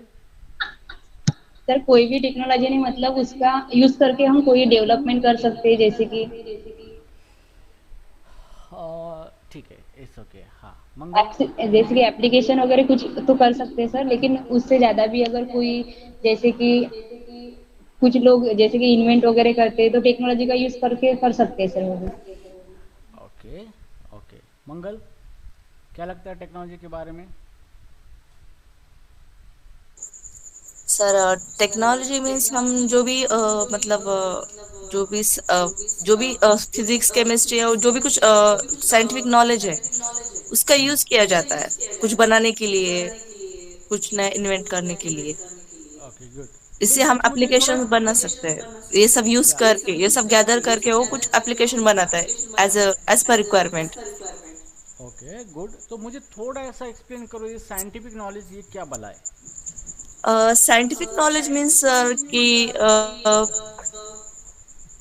जिसमें मैथमेटिक्स आता है, एक ऐसी कोई सब चीज हो उसके बारे में पूरा नॉलेज होता है, वो कैसा बनता है, उसके कंपोनेंट कौन से होते हैं, उसका स्ट्रक्चर वगैरह, जो भी बेसिक बेसिक इंफॉर्मेशन रहती है, एज एटॉमिक लेवल हो या फिर मैथमेटिकल कैलकुलेशंस हो, फिजिकल ज्योग्राफी हो उसकी, वो फॉर एग्जांपल बता रही हूँ सर, बट वो सब मिलकर जो डेटा तैयार होता है उसे हम साइंटिफिक नॉलेज बोलते हैं।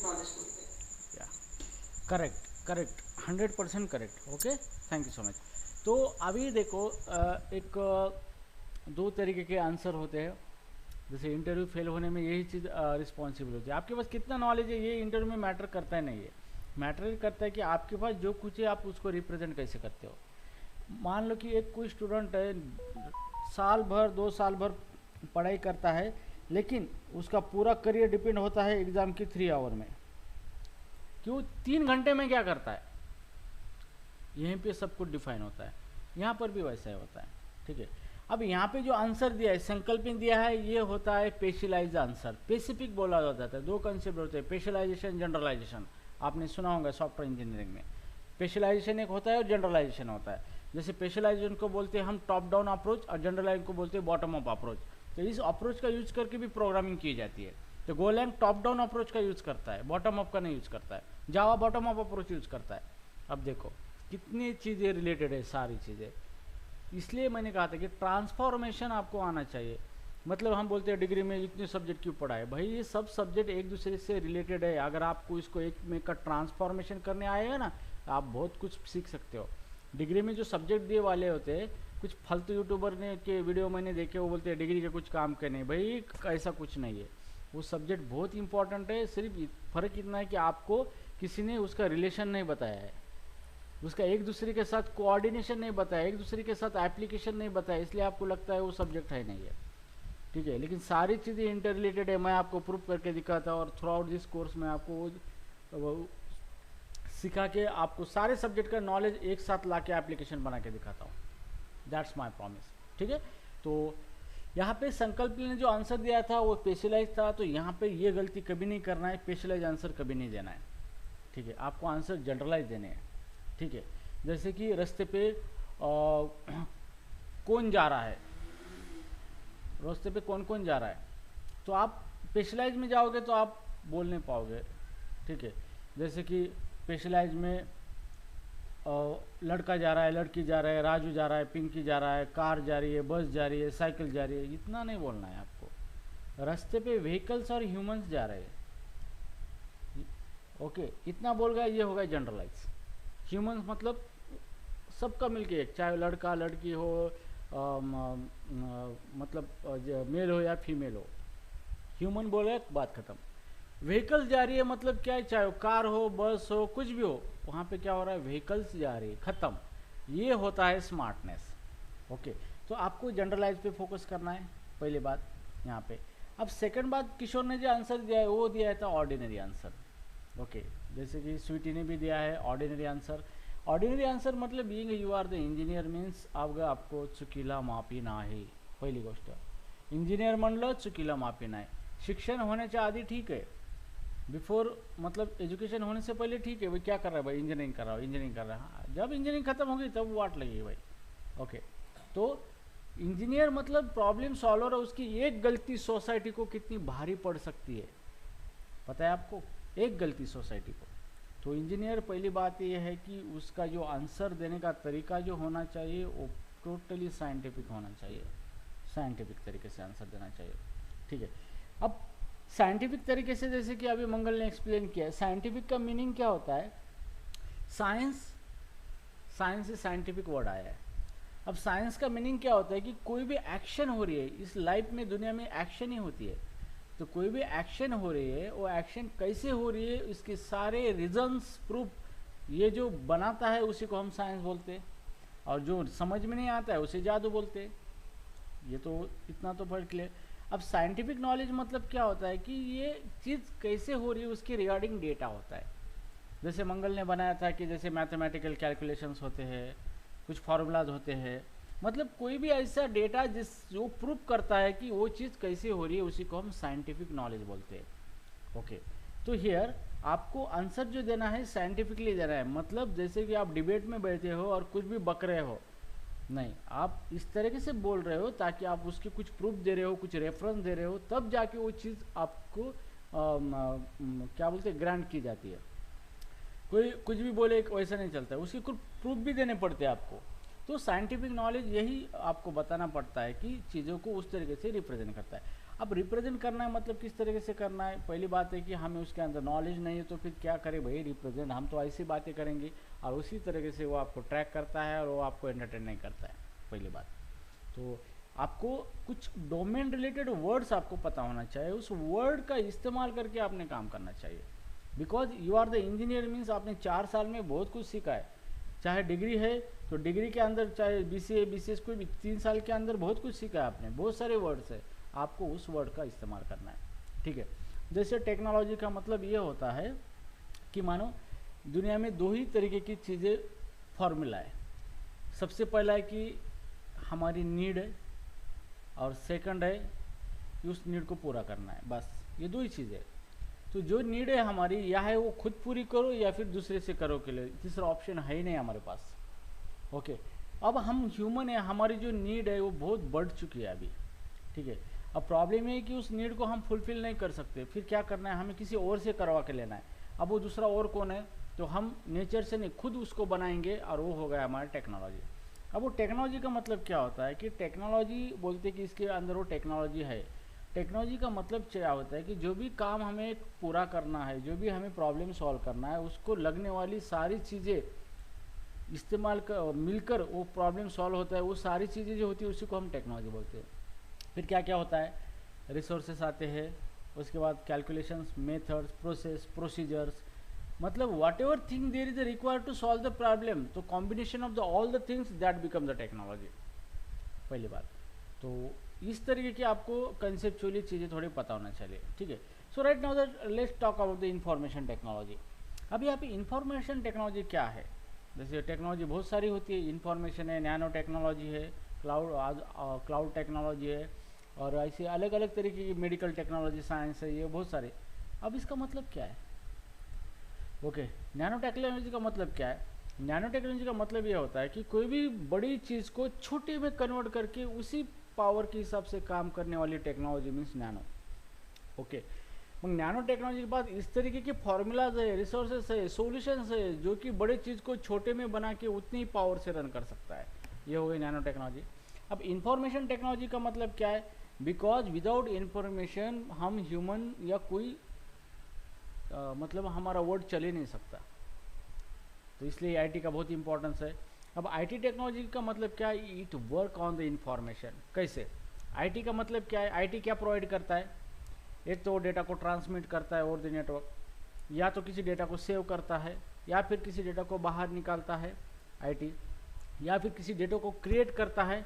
ओके, तो ये सारी चीज़ें करने वाली टेक्नोलॉजी मतलब ही आईटी होता है। दूसरा क्या होता है, आप कोई भी चीज़ सॉफ्टवेयर के द्वारा करते हो, क्या करते हो, इमेज लेते हो, मतलब आपने इन्फॉर्मेशन बनाई, इमेज लेते हो, वीडियो बनाते हो, मतलब क्या किया आपने, डेटा को बनाया, ठीक है। मैंने इस डेटा को सेंड कर दिया, मतलब क्या किया, डेटा को ट्रांसफर कर दिया ओवर द नेटवर्क। ये किससे हो रहा है, टेक्नोलॉजी से हो रहा है। कौन सी technology, IT, because it work on the information, ठीक है। अब मैंने मोबाइल के अंदर कुछ डेटा सेव करके रखा है, क्या किया है मैं याद नहीं कर सकता, तो मैंने एक हार्डवेयर के अंदर डेटा को सेव किया है, ये एक ऑपरेशन है। डेटा को रिट्राइव किया है मैंने, विदिन 1 सेकंड में सर्च करके पूरा डिक्शनरी का डेटा निकाल दिया मैंने 1 सेकंड में। यही 4-5 ऑपरेशन ही होते हैं, दूसरे क्या होता है। सेकंड थिंग की ओवर दी नेटवर्क हमें कुछ डेटा ट्रांसफॉर्म करना है, ये 4-5 मिलके ही हो गया आईटी टेक्नोलॉजी खत्म। लेकिन ये 4-5 चीज़ें करने के लिए ही बहुत सारा मैटर होता है। ओके, तो इतनी छोटी सी चीज़ और कॉन्सेप्ट होते हैं, आपको बस यही एक्सप्लेन करने होते हैं, बट हम उस लेवल तक कभी पढ़े नहीं, और यहीं से शुरुआत होती है आपके सॉफ्टवेयर की। ओके, सॉफ्टवेयर की शुरुआत इसी तरीके से होती है, ठीक है। तो यहाँ पे ये हो गया हमारा टेक्नोलॉजी। अब यहाँ पे सबसे बड़ा रूट ये है, सबसे बड़ा रूट कि हमारे टेक्नोलॉजी के अंदर डेटा का रोल होता है। तो चलो हम डेटा को थोड़ा अंडरस्टैंड करेंगे। पहले हम बहुत बार डेटा डेटा डेटा बोलते हैं, डेटा के बारे में बहुत बोलते हैं, डेटा ऐसा डेटा वैसा। अब कोई बता सकता है what is mean by data? अगर इंटरव्यू में आपको पूछा गया कि डेटा मीन्स क्या, क्या बता सकता है कोई डेटा मतलब क्या है? Yes, what is the difference between data and information? Again question. अगर आपको डेटा ही पता नहीं और आप निकले सॉफ्टवेयर इंजीनियर बनने, मैं जावा सीख रहा हूँ, मैं पाइथन सीख रहा हूँ, मैं ये सीख रहा हूँ, फलाना सीख रहा हूँ, डिमका सीख रहा हूँ, इस तरीके से नहीं होता भाई। इंजीनियर नहीं बनते, बहुत ख़राब इंजीनियर बनोगे आप इस तरीके से। आपको कंसेप्ट पता होना चाहिए, कंसेप्चुअल नॉलेज पता होना चाहिए, चीज़ों की गहराई पता होनी चाहिए, और इसके लिए टाइम लगता है, टाइम देना ही पड़ता है। There is no option. Okay, तो हियर राइट नाउ क्या मुझे कोई बता सकता है कि आज तक आपने डेटा बहुत यूज़ किया है, डेटा डेटा जी बहुत बार चिल्लाते हो आप, डेटा मतलब क्या है? चलो वन बाय वन बताओ डेटा मीन्स क्या है। और वन मोर थिंग, यहाँ पे कोई बीए का बैकग्राउंड है, कोई नहीं नॉन आईटी है, लेकिन they don't set their mind मैं आईटी का नहीं इसलिए मुझे नहीं आ रहा है। भाई पहला का कोई भी नहीं पूछ रहा है, वो अभी जो पढ़ा है वो आना चाहिए बस। ज़रूर नहीं कि हम माँ के पेट से ही आईटी का ज्ञान लेके आना चाहिए, ऐसा नहीं। अब बहुत सारे बच्चों की मैंने देखा है, यार मैं आईटी का नहीं हूँ इसलिए नहीं आ रहा है। अरे भाई तेरे को जो लेक्चर दिया है वो पढ़ा है वो तो आना चाहिए, पिछले का छोड़। तो ये माइंडसेट आपको रखो कि आप आईटी की भी नहीं हो, फिर भी आपको जो पढ़ाया गया है वो आपको आना चाहिए। जो लेक्चर अटेंड किया है उसके रिगार्डिंग आना चाहिए, क्या टॉपिक लिए वो उसके रिगार्डिंग आना चाहिए। मैं आईटी का नहीं हूँ इस तरीके से चीज़ें नहीं बनती। ओके, तो ये चीज़ आपको ध्यान में रखना है, क्योंकि देखो all about it's a matter, it's a game of the mind. सिर्फ माइंड का गेम है, बाकी कुछ नहीं है। यहाँ पे बहुत सारे मिथ्स है, माइंड गेम ही है बहुत सारा, ये सब साइकोलॉजिकल गेम है। ओके, तो थोड़ा आपको इसके साथ थोड़ा सा फैमिलियर होना चाहिए इस गेम के साथ, ठीक है। So now back to the point, can you tell me what is mean by data? कोई बोल सकता है? Yes, Parts of information formatted in a special way. अब इंफॉर्मेशन और डेटा क्या है? आपको डेटा, इंफॉर्मेशन को डेटा बोल रहे हो आप, तो इंफॉर्मेशन क्या है? या संकल्प, क्षितिज, मंगल, दीपक, स्वीटी। सर डेटा मतलब जो जो अंडरस्टैंडिंग लेवल से स्टोर किया जाता है, जो समझ में आए ऐसे तरीके से जो सेव किया जाता है उसको हम डेटा कहते हैं। मुझे ऐसा और देखो यही तो प्रॉब्लम है हमारी कि हम एजुकेशन लेते हैं, इंजीनियर बनते हैं, अब डेटा के बारे में सिंपल पूछा तो आप बता नहीं पा रहे हो। It is a collection of information sir. अब डेटा ही इंफॉर्मेशन का कलेक्शन है, तो इंफॉर्मेशन क्या है? Sir information it is a process जिसके अंदर इंफॉर्मेशन ये जिसके अंदर अपन प्रोसेस कर सकते हैं, और डेटा के अंदर रॉ फैक्ट और फिगर रहते हैं। इंफॉर्मेशन को, हाँ यस, सर जो डेटा है वो एक पार्ट है इंफॉर्मेशन का। इंफॉर्मेशन से मतलब बहुत सारी नॉलेज, उसमें से थोड़ा छोटा सा पार्ट है डेटा, ऐसा बोल सकते हैं हम। लाइक डेटा मतलब थोड़े से इंफॉर्मेशन, थोड़े से उसमें से हम वो एक वो किसी इसमें किसी किसी कौन सी फॉर्म में रह सकती है, लाइक सर डेटा मैथ के फॉर्म में भी रह सकती है, या फिर आंकड़ेवारी जिसे बोलते हैं हम, या फिर कुछ अलग सर अलग के फॉर्म में रहती है। बट वो पूरी उसे पूरा इंफॉर्मेशन नहीं बोल सकते हम, इंफॉर्मेशन का पार्ट बोल सकते हैं डेटा को। ओके ठीक है। is या आकाश, और information is organise sir. Information is, organise और data is unorganise sir. Okay Akash कुछ पता है डेटा के बारे में? यस, नहीं पता, ठीक है। अभी देखो यहाँ पे संकल्प ने जो बताया और मंगल ने जो बताया वैसे एग्जैक्टली आंसर करेक्ट है। उन्होंने जो एक्सप्रेस किया है, सिर्फ थोड़ा सा उनको और थोड़ा सा कलरिंग करने की ज़रूरत थी, but it's okay. Initial level पे आपने बताया है, दैट्स कंसेप्ट एक्चुअली, बट थोड़ा इसको और भी आप, जैसे हम घर बनाते हैं तो ईंट का घर बनाए, उसको अगर प्लास्टर नहीं करेंगे तो अच्छा नहीं दिखेगा वो, ठीक है। तो थोड़ा इसको प्लास्टर करने की ज़रूरत थी आपको, ठीक है।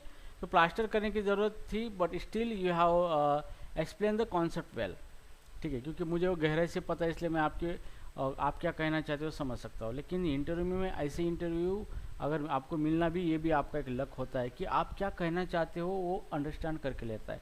या फिर कोई इंटरव्यूअर ऐसे होते हैं कि उनको एग्जैक्ट आंसर चाहिए ना तो फेल कर देते हैं, और अगर लड़की आ गई इंटरव्यू लेने तो समझो 90% फेल हो तुम।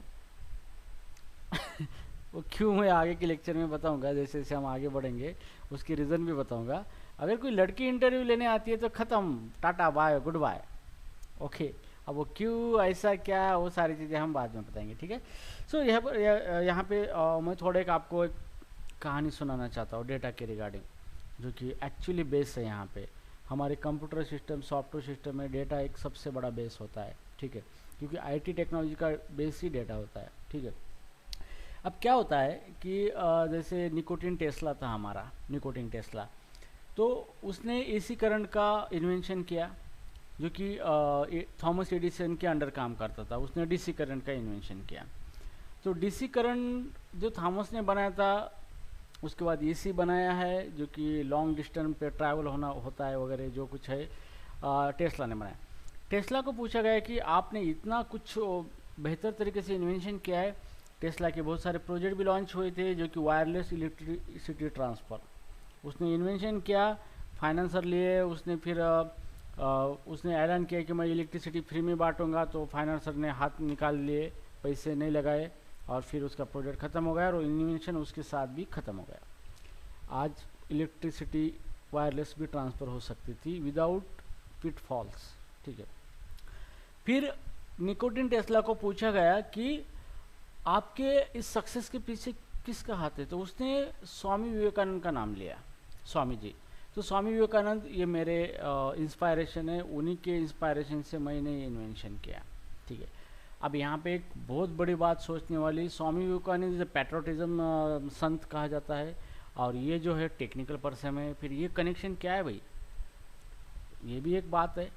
तो बात यही है कि स्वामी विवेकानंद ने उसको ऐसी कुछ चीज़ें बताई है, ओके, उसका रेफरेंस लेके उसने उसको ट्रांसफॉर्म किया टेक्नोलॉजी में, और फिर जाके वो इन्वेंशन बना। कैसे? अब डेटा की रेटिंग में थोड़ा सा आपको बताना चाहूँगा। आपको पता है कि जो हमारे इसके अंदर आज तक कहा जाता है कि ज्ञान और आत्मज्ञान ये कहा जाता है हमारे शास्त्र में, ठीक है। कभी कभी इसके ऊपर हंसी आएंगे लोगों को, ये क्या बक रहा है ये आदमी, लेकिन ऐसा नहीं। कभी हम बोलते हैं हमें साक्षात्कार हुआ, ऐसे बहुत लोग बोलते हैं। अब साक्षात्कार का मीनिंग क्या होता है भाई?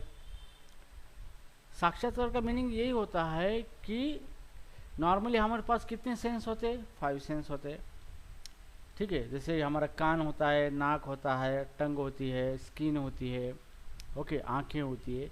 तो ये 5 सेंस होते हैं, ये हमारे मेन सेंसर है जिसका यूज करके हम बाहर का डेटा हमारे अंदर लेते हैं, बाहर की चीज़ें अंदर लेते हैं। ये हमारे 5 सेंस है, ठीक है। तो अभी यहाँ पे साक्षात्कार का मतलब क्या होता है कि आपको कोई भी चीज़ अंडरस्टैंड हुई है, जो कि ये इसको हम पंच ज्ञानेंद्रिय बोलते हैं मराठी में, ओके, इसी को 6 सेंस बोला जाता है। तो जो भी चीज़ हम ये 5 सेंस का इस्तेमाल करके, इसमें से कोई भी एक सेंस का इस्तेमाल करके हमें पता चलती है, उसको क्या बोलते हैं? साक्षात्कार बोलते हैं। हाँ, मुझे साक्षात्कार हुआ, मैंने आंखों से देखा है चीज़ें, कानों से सुना है, ये हो गया साक्षात्कार। पर आत्म साक्षात्कार का मतलब क्या होता है? There is a 6 sense. लोग बोलते हैं इसके पास 6 सेंस है, मतलब ये 5 सेंस छोड़ के भी इसको कुछ चीज़ पता चलती है जो कि इम्पॉसिबल है, क्योंकि ऑफिशियली तो 5 दिए ना हमें, उसके जरिए हमारा डेटा ट्रांसफ़र होता है बाहर और अंदर, लेकिन इसके अलावा भी उसको कुछ समझ में आ रहा है, उसी को कहा जाता है आत्म साक्षात्कार, ठीक है, आत्म साक्षात्कार। अब डेटा का कॉन्सेप्ट भी इसी से स्टार्ट होता है, जो अध्यात्म ये चीज़ बोला जाता है यहाँ पे ट्रांसफॉर्मेशन है। अगर रियल में सच में आप इसका इस्तेमाल करोगे, मैंने भी एक्सपेरिमेंट करना अभी शुरू किया है कि सच में ये चीज़ वर्कआउट होती है या नहीं होती है ये टेक्नोलॉजी के साथ, तो definitely I am telling that it's working, क्योंकि यहीं से सारे रेफरेंस आ चुके हैं, ठीक है। तो अब डेटा की शुरुआत भी इसी से होती है, ओके। यहाँ पे शुरुआत इसी से होती है कि जैसे मान लो ये हमारा डेटा है, ठीक है। चलो मैं बोलता हूँ कि आपके पास ये 5 सेंस नहीं है, आप बताओ डेटा क्या है? बताओ, बता सकते हो? आपके पास आंखें नहीं है, आप देख नहीं सकते, आपके पास कान नहीं, सुन नहीं सकते, आपके पास टंग नहीं है, ठीक है, आपके पास स्किन भी नहीं है। आप बताओ डेटा क्या दिखाओगे आप? है किसी के पास आंसर इस चीज का? ऑब्वियसली नहीं है। तो हमें मानना ही पड़ेगा भाई कि नेचर, ये जो आध्यात्म, ये सब जुड़ा हुआ है टेक्नोलॉजी से। टेक्नोलॉजी से इसके ऊपर टेक्नोलॉजी बनी है, टेक्नोलॉजी के ऊपर ये नहीं बने हैं। साइंस भी इस चीज को अभी प्रूव कर रहा है। जैसे अभी क्वांटम फिजिक्स आया है, ओके। इससे पहले एक कंसेप्ट था टेलीपैथी नाम का, पता है सबको? वो टेलीपैथी नाम का जो कंसेप्ट है वो सिर्फ 3 लोगों के पास था, 3 लोगों के। एक था संत ज्ञानेश्वर, दूसरा था संत चांगदेव, तीसरा था गौतम बुद्ध। तो गौतम बुद्ध तो बाद में आ चुके, इससे पहले ये 2 लोग थे। अब ये 2 लोग के अंदर ये पावर थे कि संत चांगदेव का कंट्रोल पूरा पशु जो थे, जो नॉन ह्यूमन लाइव, उनके ऊपर कंट्रोल था उसका, ठीक है। और ज्ञानेश्वर जो था उसके पास तो अलग शक्तियाँ थी, ठीक है। तो यहाँ पे क्या हुआ था कि हमने सबने स्टोरी सुना है कि संत ज्ञानेश्वर ने किसी जो रेड़ा था भैंस के मुंह से वेद बुला के लिए, ओके, हाँ, वेद बुला के लिए थे, रेड़ा बोलते ना उसको, उसके मुंह से। तो उस टाइम क्या हुआ था कि संत ज्ञानेश्वर ने उसके मुंह से खुद को जो बोलना था वो बुलवा लिया। तो वहाँ पे क्या था, जब वहाँ पे साइंस नहीं था तब वो जादू होती, क्योंकि साइंस रहता तो उसका रीज़न बता के देता था, तो वहाँ पे जादू थी। और उसके बाद संत चांगदेव जो था वो शेर पे बैठ के आता था, उसके गले में सांप थे, वो उसको काटते नहीं थे, उसको कोई हानि नहीं पहुँचाते थे। क्यों? क्योंकि उसने उनको कंट्रोल किया था। अब ये चीज़ तो सुनने में जादू लगती है, तो हमारे यहाँ पे माइथोलॉजी कॉन्सेप्ट आया, भाई ये कुछ भी बोला, ये कुछ भी बोला, वो कुछ बोला। अभी क्वांटम फिजिक्स जो आया है उसने प्रूव करके दिया है कि वो इतने माइक्रो लेवल पे जो ट्रांसमिशन था हमारे ब्रेन ने, ज्ञानेश्वर जी के ब्रेन ने रेड़े के जो भैंस था वहाँ पे रेड़ा, उसके ब्रेन को कंट्रोल किया था। तो उतना माइक्रो लेवल का जो अभी लेयर, अब हमने क्या किया है, हमारे पास एटम है, सबसे छोटा क्या है, एटम है, लेकिन एटम के नीचे भी अभी 4 लेयर आ चुके हैं। वो अभी क्वांटम फिजिक्स उसको प्रूव करता है। तो उस लेवल पे अगर बात करें तो क्वांटम फिजिक्स ने कहा है कि this is called as a telepathy कहा है, और अभी साइंस उसको प्रूव कर रहा है। अभी जब तक तो ये चीज़ हो चुकी है और लोग इसको क्या बोले, अंधश्रद्धा बोल रहे थे, ठीक है। तो मैं अंधश्रद्धा को बढ़ावा नहीं देना चाहता, मैं जस्ट आपको चीज़ें बताना चाहता हूँ कि ये चीज़ें किस तरीके से है। तो नॉर्मली यहाँ पे क्या है कि पहली बात कि अगर आपके पास 6 सेंस ही नहीं है, ओके, तो यहाँ पे डेटा कुछ बन सकता है या नहीं बन सकता, बोलो। यस, संकल्प, किशोर, क्षितिज, मंगल, दीपक? नहीं बन सकता, नहीं बन सकता। ओके, आ गए आप पंच ज्ञानेंद्रिय पे, टेक्नोलॉजी पे, ओके। अब डेटा का मीनिंग क्या है? देखो, डेटा का मीनिंग ये होता है कि anything represented in the form of, you can see it, you can read it, you can listen it. जो भी चीज़ है आप इस फॉर्म में उसको कन्वर्ट करते हो, जो आप उसको सुन सकते हो, या फिर उसको आप देख सकते हो, या फिर उसको आप अंडरस्टैंड कर सकते हो, वही डेटा होता है। जैसे ऑडियो क्या है, मैं सुन सकता हूँ, उससे सुन के मुझे समझ में आ रहा है कुछ तो भी, चाहे ध्वनि कोई, वो ऑडियो है, वो डेटा हो गया। एक वीडियो है, उसको देख के मैं समझ रहा हूँ, वो वीडियो है। कोई टेक्स्ट है, उसको देख के मैं अंडरस्टैंड कर रहा हूँ, समझ रहा हूँ, डेटा है। कोई ग्राफिक्स है, इमेज है, उसको देख के मैं समझ रहा हूँ। जैसे मान लो कि एक गेहूं है और आपको ऐड देनी है कि गेहूं 10 रुपये किलो। अगर आप कर्नाटका में जाओगे तो गेहूं को क्या बोलते हैं कन्नड़ में? अगर आप आंध्रा में जाओ तो आपको दिक्कत है, भाई इसको आंध्रा में गेहूं को क्या बोलते हैं यार, 10 रुपये किलो गेहूं मुझे दिखाना है। तो ये गलत तरीका है। सही तरीका क्या है, आप गेहूं का इमेज निकालो और वहाँ पे प्राइस रखो, ख़त्म। ओके, तो इसका मतलब क्या है, ग्राफिकल रिप्रेजेंटेशन। लोगों को ग्राफिक्स समझ में आता है, ये टेक्स्ट समझ में नहीं आता है, ध्यान में रखो। तो फिर ये ग्राफिक जो होता है, हम डेटा को ग्राफिकल फॉर्म में रिप्रेजेंट कर सकते हैं ताकि हम हमारे आँखों से उसे समझ सकते हैं, आँखों से देख सकते हैं। और यही चीज़ होती है डेटा, बस उसके आगे डेटा का कोई मीनिंग हो ही नहीं सकता, ठीक है। अब यहाँ पे डेटा को रॉ कहा जाता है। इट मीन्स व्हाट, कि जो भी हमारा डेटा है, ओके, वो किसी न किसी फॉर्म में रिप्रेजेंट होता है, ओके। ज़रूरी नहीं कि उसमें से कोई मीनिंग आए या मीनिंग निकले या उसको किसी स्ट्रक्चर में रखा है, जस्ट इस इज़ ओनली डेटा, मतलब इस ओनली रिप्रेजेंटेशन। इस तरीके का रिप्रेजेंटेशन होता है कि हम उसको सुन के समझ सकते हैं, देख के समझ सकते हैं, उसको रीड कर सकते हैं। This is what, this is the data. So definition is become what, data is anything represented in the form of graphics, audio, video, images, text, that is called as the data. ये होता है data का meaning actually. अब चलो बात आती है information की। अब बात करो इन्फॉर्मेशन। अब इन्फॉर्मेशन का मतलब क्या होता है, ये भी अगेन कॉन्सेप्ट है, क्योंकि यहाँ पे रूट कॉज तो डेटा है हमारा, ठीक है। तो इन्फॉर्मेशन का मतलब क्या होता है, तो इन्फॉर्मेशन का मतलब ये होता है कि when data become a meaningful, that is called as information. कोई भी डेटा मीनिंगफुल जो बनता है उसी को हम इन्फॉर्मेशन कहते हैं, ठीक है। अब डेटा मीनिंगफुल बनता कैसे, जैसे मान लो मेरे पास 10 नंबर है, 5, 3, 4, 8, 15, 20, 20, 30, 40। अब ये क्या है, ये सिर्फ नंबर्स है, मतलब ये मेरे पास डेटा अवेलेबल है, अभी मुझे इन्फॉर्मेशन निकालनी है। तो इन्फॉर्मेशन क्या है, इसमें से कितने नंबर है वो इवन है, तो इवन नंबर जो निकालेंगे वो इन्फॉर्मेशन हो गई। इसमें से कितने नंबर ऑड है, ये इन्फॉर्मेशन, ऑड नंबर निकाले, ये इन्फॉर्मेशन है। ये होता है इन्फॉर्मेशन, ठीक है। तो आपको स्ट्रिक्टली डिस्टिंग्विश करने आना चाहिए कि डेटा क्या है, इन्फॉर्मेशन क्या है। और सॉफ्टवेयर सिस्टम या दुनिया में तीन ही चीज़ों के ऊपर सब कुछ चल रहा है, input, process, output. Input, process, output. आप कोई भी टेक्नोलॉजी लो, यही तीन चीज़ें होती है, इनपुट आता है, प्रोसेस होती है, आउटपुट निकलता है, खत्म। इसके कुछ आगे है क्या, नहीं है।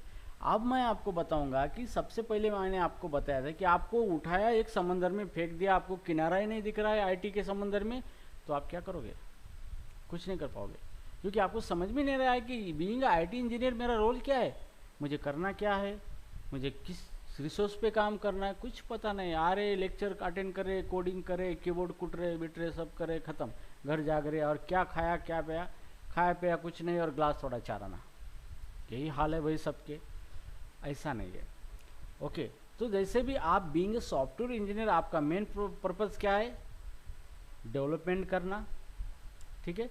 अब डेवलपमेंट करना है तो डेवलपमेंट करने के कई तरीके होते हैं, जैसे 2 + 2 = 4 होता है, लेकिन 2 + 2 + 2 - 2 = भी 4 होता है। अब सही कौन सा है, 2 + 2 सही है, लेकिन आउटपुट तो सेम आ रहा है। यही चीज़ यहाँ पे होती है कि प्रोग्रामिंग करते तो एक प्रोग्राम हम अलग तरीके से प्रॉब्लम सॉल्व कर सकते हैं, ठीक है। तो उसका, लेकिन यहाँ इससे बोले जाते हैं फिजिबल सॉल्यूशन, जो हमने डेटा स्ट्रक्चर के सब्जेक्ट में पढ़ा है। डिजिटल एनालिसिस एंड डिज़ाइन नाम का एक सब्जेक्ट आपको हुआ होगा शायद, जो कि बहुत बढ़िया सब्जेक्ट है, डेटा स्ट्रक्चर का एडवांस पार्ट होता है, डिजिटल एनालिसिस एंड एल्गोरिदम बोल के। तो उसके अंदर ये ग्रीडी मेथड का एक चैप्टर है, आपने सुना होगा ग्रीडी मेथड, आईटी वालों ने। उसमें क्या लिखा है, there is a feasible solution and you have to find out the optimum solution, okay. मतलब एक प्रॉब्लम है, उस कितनी तरीके से उसको सॉल्व किया जाता है, और जितने तरीके से सॉल्व किया है उसमें से एक्यूरेट बेस्ट तरीका कौन सा है, यही सॉफ्टवेयर के अंदर चीज़ें होती है, ठीक है। जैसे मैंने आपको बोला कि 2 + 2 = 4 होता है, लेकिन 2 + 2 + 2 - 2 = भी 4 होता है, फिर सही कौन सा है, तो सॉफ्टवेयर के अंदर सही वही होता है। अब आप बोलो सही कौन सा है, 2 + 2 सही है, 4 सही है क्या, 2 + 2 + 2 - 2 सही है, क्या कौन सा सही है, आप बोलोगे 2 + 2 सही है, दोनों सही है। क्या गारंटी, क्या गारंटी, किस बेस पे बोल रहे हो सही है, कहाँ लिखा है वही सही है कहाँ लिखा है, ज़रूरी थोड़ी है मैं 2 + 2 करके करने चाहिए, मैं 2 + 2 करूँगा, फिर +2 और -2 करके निकालूंगा, तो सही कौन सा है। तो कंप्यूटर सिस्टम में, सॉफ्टवेयर टेक्नोलॉजी में सिर्फ इसके दो ही तरीके हैं जो चीज़ एक्यूरेसी मेजरमेंट करे। तो एक्यूरेसी की मैनेजमेंट है, एक होता है टाइम कॉम्प्लेक्सिटी, एक होता है स्पेस कॉम्प्लेक्सिटी, जो आपने पढ़ा भी होगा डेटा स्ट्रक्चर के अंदर। एक होता है टाइम कॉम्प्लेक्सिटी और एक होता है स्पेस कॉम्प्लेक्सिटी। इसका मतलब ये है कि कोई भी प्रोग्राम आप या कोई भी प्रॉब्लम सॉल्व कर सकते हो, वो मिनिमम टाइम और मिनिमम स्पेस यूज़ करता है, वो होता है optimum solution, quality software, quality program. बस यही आपको ध्यान में रखना है। ये फैक्ट, ये ट्रिक्स होते हैं सॉफ्टवेयर के, आप किस तरीके से प्रोग्रामिंग करने, आपको बोला जाए क्वालिटी प्रोग्राम बनाओ। और क्वालिटी प्रोग्राम मतलब क्या है, मजबूत होना चाहिए, दिखने में अच्छा होना चाहिए, प्रोग्राम की बॉडी होनी चाहिए, 6 पैक होनी चाहिए प्रोग्राम पे, उसको क्वालिटी प्रोग्राम बोलेंगे। क्वालिटी प्रोग्राम की मेजरमेंट यूनिट क्या है? Time complexity, space complexity computer के अंदर। तो जो भी प्रोग्राम आप मिनिमम टाइम के अंदर रन करते हो और मिनिमम स्पेस यूज़ करते हो वही प्रोग्राम क्वालिटी माना जाता है। अब ये जो क्वालिटी प्रोग्राम जो है ये बनाया जाता है, ओके, तो ये क्वालिटीज़ की डिफाइन की जाती है। इसके लिए एक स्पेशल डिसिप्लिन का यूज़ होता है, सेट ऑफ रूल्स का यूज़ होता है, सेट ऑफ प्रिंसिपल का यूज़ होता है। और ये discipline, set of rule, principle यही हमें सिखाता है सॉफ्टवेयर इंजीनियरिंग। तो यहाँ पे सॉफ्टवेयर इंजीनियर का रोल होता है कि आपको काम आता है, आपको मैथ आता है, लेकिन 2+2 करना है या 2+2+2 -2 करना है, ये कौन पढ़ाएगा आपको? ये पढ़ाता है सॉफ्टवेयर इंजीनियर कि भाई ये चीज़ ऐसे नहीं, इस तरीके से करो, ये प्रॉपर वे है। Means software engineering a disciplinary branch that provide a set of principles, disciplines to how to develop the thing properly। ये हमें सॉफ्टवेयर इंजीनियरिंग पढ़ाता है। बस सिंपल लैंग्वेज में इसका डेफिनेशन है, ज़्यादा कुछ नहीं है, और इसका हमें इस्तेमाल करना आना चाहिए। Okay, so now let it go. Now second thing that कि हम कहाँ थे? समंदर में थे, गहरे समंदर में। कि आपको गहरे समंदर में फेंक दिया है और आपको पता ही नहीं चल रहा है कि चीज़ें किस तरीके से हो रही है। ओके, तो यहाँ पे सबसे पहली बात है कि अगर आप आईटी में आए हो तो आपको सबसे पहला काम का ये होना चाहिए पता कि आपको करना क्या है, आपका रोल क्या है, आप किस टाइप के प्रॉब्लम को सॉल्व करना चाहते हो। मतलब वो सिनेरियो पढ़ना चाहिए कि मेनली आपका रोल क्या है। भाई अब मुझे उठाया, स्टेज पे खड़ा किया है जहाँ पे कोई ड्रामा चल रहा है और मेरे को बोले चल एक्टिंग कर। अरे मुझे कैरेक्टर तो बताओ कि मैं किसकी एक्टिंग करूँ, शक्तिमान की करूँ, क्या शाहरुख खान की करूँ या अक्षय कुमार की करूँ? मुझे कैरेक्टर ही पता नहीं है तो मैं क्या एक्टिंग करूँगा वहाँ पे। तो सेम इसी तरीके से आईटी टेक्नोलॉजी में अगर आप काम करो तो आपको पहले आपका कैरेक्टर क्या है, रोल क्या है, आपको करना क्या है, आपको क्या यही पता नहीं है आपको, तो आप क्या काम करोगे आईटी टेक्नोलॉजी में? नहीं करोगे, आप सिर्फ सीखते जा रहे हो, कोडिंग सीख रही है। तो बात ये होती है कि आप सॉफ्टवेयर टेक्नोलॉजी में जब काम करते हो तो वहाँ पे बहुत सारे अलग अलग डोमेन होते हैं। तो आपने यहाँ पे डेवलपमेंट का डोमेन चूज़ किया, मतलब you are developing the software, आप सॉफ्टवेयर बनाने वाले हो। पहले तो क्लियर हो गया। अब सॉफ्टवेयर बनाना है तो क्या करना है? There is a formula, input process output. बस आपको इनपुट लेना है, प्रोसेस करना है, आउटपुट देना है, यही काम करना है through out your life. Simple formula है। अब ये हाई लेवल व्यू है ये, ठीक है। अब फिर आप ठीक है सर तुमने बनाया इनपुट प्रोसेस आउटपुट, अब थोड़ा एक्सप्लेन करो इसको। तो इनपुट डेटा लेना है, प्रोसेस करना है मतलब कोड करना है उसके ऊपर, और जो आउटपुट आएगा वही आपकी रिक्वायरमेंट होगी, सेटिस्फाई होगी क्लाइंट की। यही तो करना है, दूसरा करना क्या है? और ये सिंपल चीज़ आपको समझ में आनी चाहिए, ठीक है। अब यहाँ पे बात आती है कि बहुत सारे बच्चों को मैं बोलता हूँ, मैं एक इंस्टीट्यूट पे गया था, डेटा स्ट्रक्चर के लेक्चर मैं पढ़ाता था इंस्टीट्यूट पे, पुणे के टॉप लेवल पे इंस्टीट्यूट पे मैंने पढ़ाया। तो वहाँ पे मैं डेटा स्ट्रक्चर का लेक्चर ले रहा था, तो मैंने उसको बोला कि यार आज तक तूने कभी डेटा स्ट्रक्चर का यूज़ किया है क्या? Why you are joining the data structure class? वो .NET का बंदा था, वो बोला कि सर एक्चुअली सर मैंने आज तक डेटा स्ट्रक्चर पे काम नहीं किया, तो मुझे इसके ऊपर काम करना है, इसलिए मैंने क्लास ज्वाइन किया है। अब देखो भाई, पहली बात उस बंदे को ही पता नहीं कि डेटा स्ट्रक्चर क्या है, एल्गोरिदम क्या है, और इसलिए उसने क्लास ज्वाइन किया। And he is a 3 year of experience developer in a .NET technology. अब बोलो क्या बोलना। तो बात यह है कि जहाँ पर भी बात आती है डेटा की, ओके, तो एक सिंपल सा एग्जांपल लो, सिंपल सा। डेटा एक मटेरियल होता है, रॉ मटेरियल, ओके, उसके ऊपर हम कुछ प्रोसेस अप्लाई करते हैं और उससे बाहर निकलता है वो इन्फॉर्मेशन होती है, उसी को हम आउटपुट बोलते हैं। चलो मान लो कि आपको एक जूस बनाना है फ्रूट का, ठीक है, तो आपकी रिक्वायरमेंट क्या है? मुझे जूस चाहिए, ये आपका आउटपुट है जूस। अब बनाने के लिए इनपुट क्या चाहिए? फ्रूट। फ्रूट तो आपके लिए एक डेटा हो गया। अब फ्रूट के ऊपर मैं कुछ प्रोसेस करूँगा तब जाके आउटपुट आएगा ना, तो प्रोसेस एक हो गई। अब ये फ्रूट जो है ये हो गया आपका डेटा। अब ये डेटा आपको फ्रूट सिर्फ फ्रूट ले और जूस बना ऐसा नहीं होता है, उसको कहीं तो भी रखना पड़ता है ना। हम किसी इसके पतीले में रखते हैं, कुछ तो भी टेम्परेरी स्टोरेज तो लगता है उसको रखने के लिए, तब जाके हम फ्रूट बना सकते हैं। अदरवाइज उसको कहीं पर भी नहीं रखेंगे और हम उसका जूस बनाएंगे। Is it possible? पॉसिबल है ही नहीं है। तो जहाँ पर भी बात आती है डेटा की, तो वहाँ पे उसको स्टोर करना ज़रूरी होता है in a memory, and that's why there is a RAM, random access memory given into your computer system, ठीक है। आगे मैं आपको बताऊंगा, अभी थोड़ा मेरा वो टाइलस पेन है, इसलिए मैं आपको डायग्रामेटिकली नहीं बता पा रहा हूँ। इसलिए आज जो मुझे पढ़ाना था इससे मैं थोड़ा जनरल डिस्कशन में आया, क्योंकि इससे बेटर मुझे ये लगा कि ये चीज़ आपको बता दूँ। ये टेक्निकल क्या छोड़ो, ये तो डेफिनेशन है सारे, ठीक है। तो आपको कोई भी डेटा के ऊपर ऑपरेशन करना है तो आपको क्या करना पड़ेगा, उसको कहीं ना कहीं स्टोर करना पड़ेगा। तो हमारे रियल लाइफ में भी तो ऐसे ही होता है ना। अगर हमें बनाना है, समझो चिकन करी बनाना है, चिकन करी या चिकन टिक्का, अब बनाने के लिए आपको कुछ तो चाहिए ना। जब हम पतीला लेते उसके अंदर रखते, फिर प्रोसेस करते, फिर बनाते। मान लो वो हमारे पास है ही नहीं, तो हम बना सकते क्या? तो यहाँ पे एक चीज़ निकल के आती है कि अगर आपको डेटा का इस्तेमाल करना है तो आपको मेमोरी लगती है उसको स्टोर करने के लिए। हम रियल लाइफ में हम उसको अलग अलग रिसोर्स में स्टोर करते हैं, लेकिन कंप्यूटर सिस्टम के अंदर मेमोरी के अंदर स्टोर करना पड़ता है। और जहाँ पे डेटा स्टोरेज का मैटर आता है वहाँ पे आता है डेटा स्ट्रक्चर। मतलब हम डेटा को इस तरीके से स्टोर करेंगे ताकि निकालने में आसानी हो जाएगी, उस कॉन्सेप्ट को बोला जाता है डेटा स्ट्रक्चर। तो भैया 3 साल तुमने काम किया डॉटनेट पे, 3 साल में कितनी बार डेटा को स्टोर किया है तुमने? फिर बोलते हो मुझे डेटा स्ट्रक्चर पता ही नहीं, मुझे काम करने का मौका ही नहीं मिला। तो इसको क्या कहेंगे? That's the reality of real developer in IT industry in the India, ठीक है।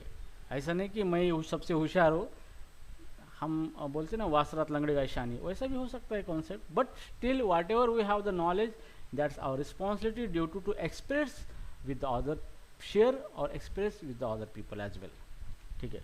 तो कंसेप्ट यही है कि जैसे रियल लाइफ में हो रहा है वैसे ही इसमें हो रहा है। रियल लाइफ में हमें डेटा फ्रूट बनाने के लिए उसको कहीं तो भी स्टोर करना पड़ रहा है, रखना पड़ रहा है, फिर उसके अंदर दूध डालेंगे, शक्कर डालेंगे, कुछ करेंगे, तो हमें टेम्पररी स्टोरेज तो चाहिए। ये कंप्यूटर सिस्टम के अंदर हमारा रैम होता है, मेमोरी, रैंडम एक्सेस मेमोरी, उसके अंदर प्रोग्राम लोड होता है, टेम्पररी स्टोर होता है डेटा हमारा, और उसी के लिए हम वेरिएबल यूज करते हैं कंसेप्ट, वो आगे मैं आपको बताऊँगा। तो डेटा स्ट्रक्चर का मतलब ही यही होता है कि आपको कोई भी डेटा को टेम्पररी स्टोर करना है या फिर परमानेंटली स्टोर करो, लेकिन उसको ऐसा स्टोर करना है कि निकालने में इसकी आसानी हो जाए, उसी को डेटा स्ट्रक्चर कहा जाता है।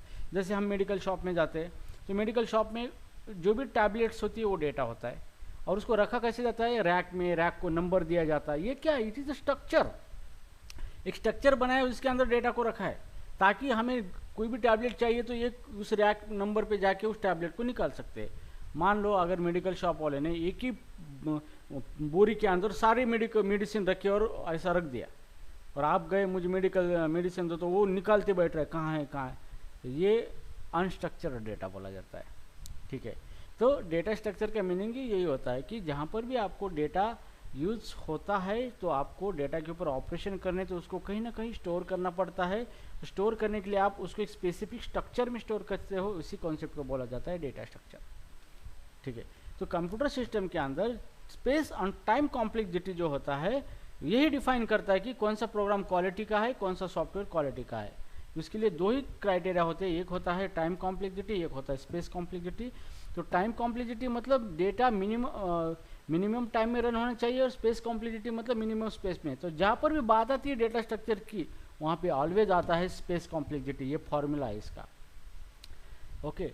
क्योंकि डेटा स्ट्रक्चर ही डिफाइन करता है कि कितना स्पेस में मुझे डेटा को स्टोर करना है।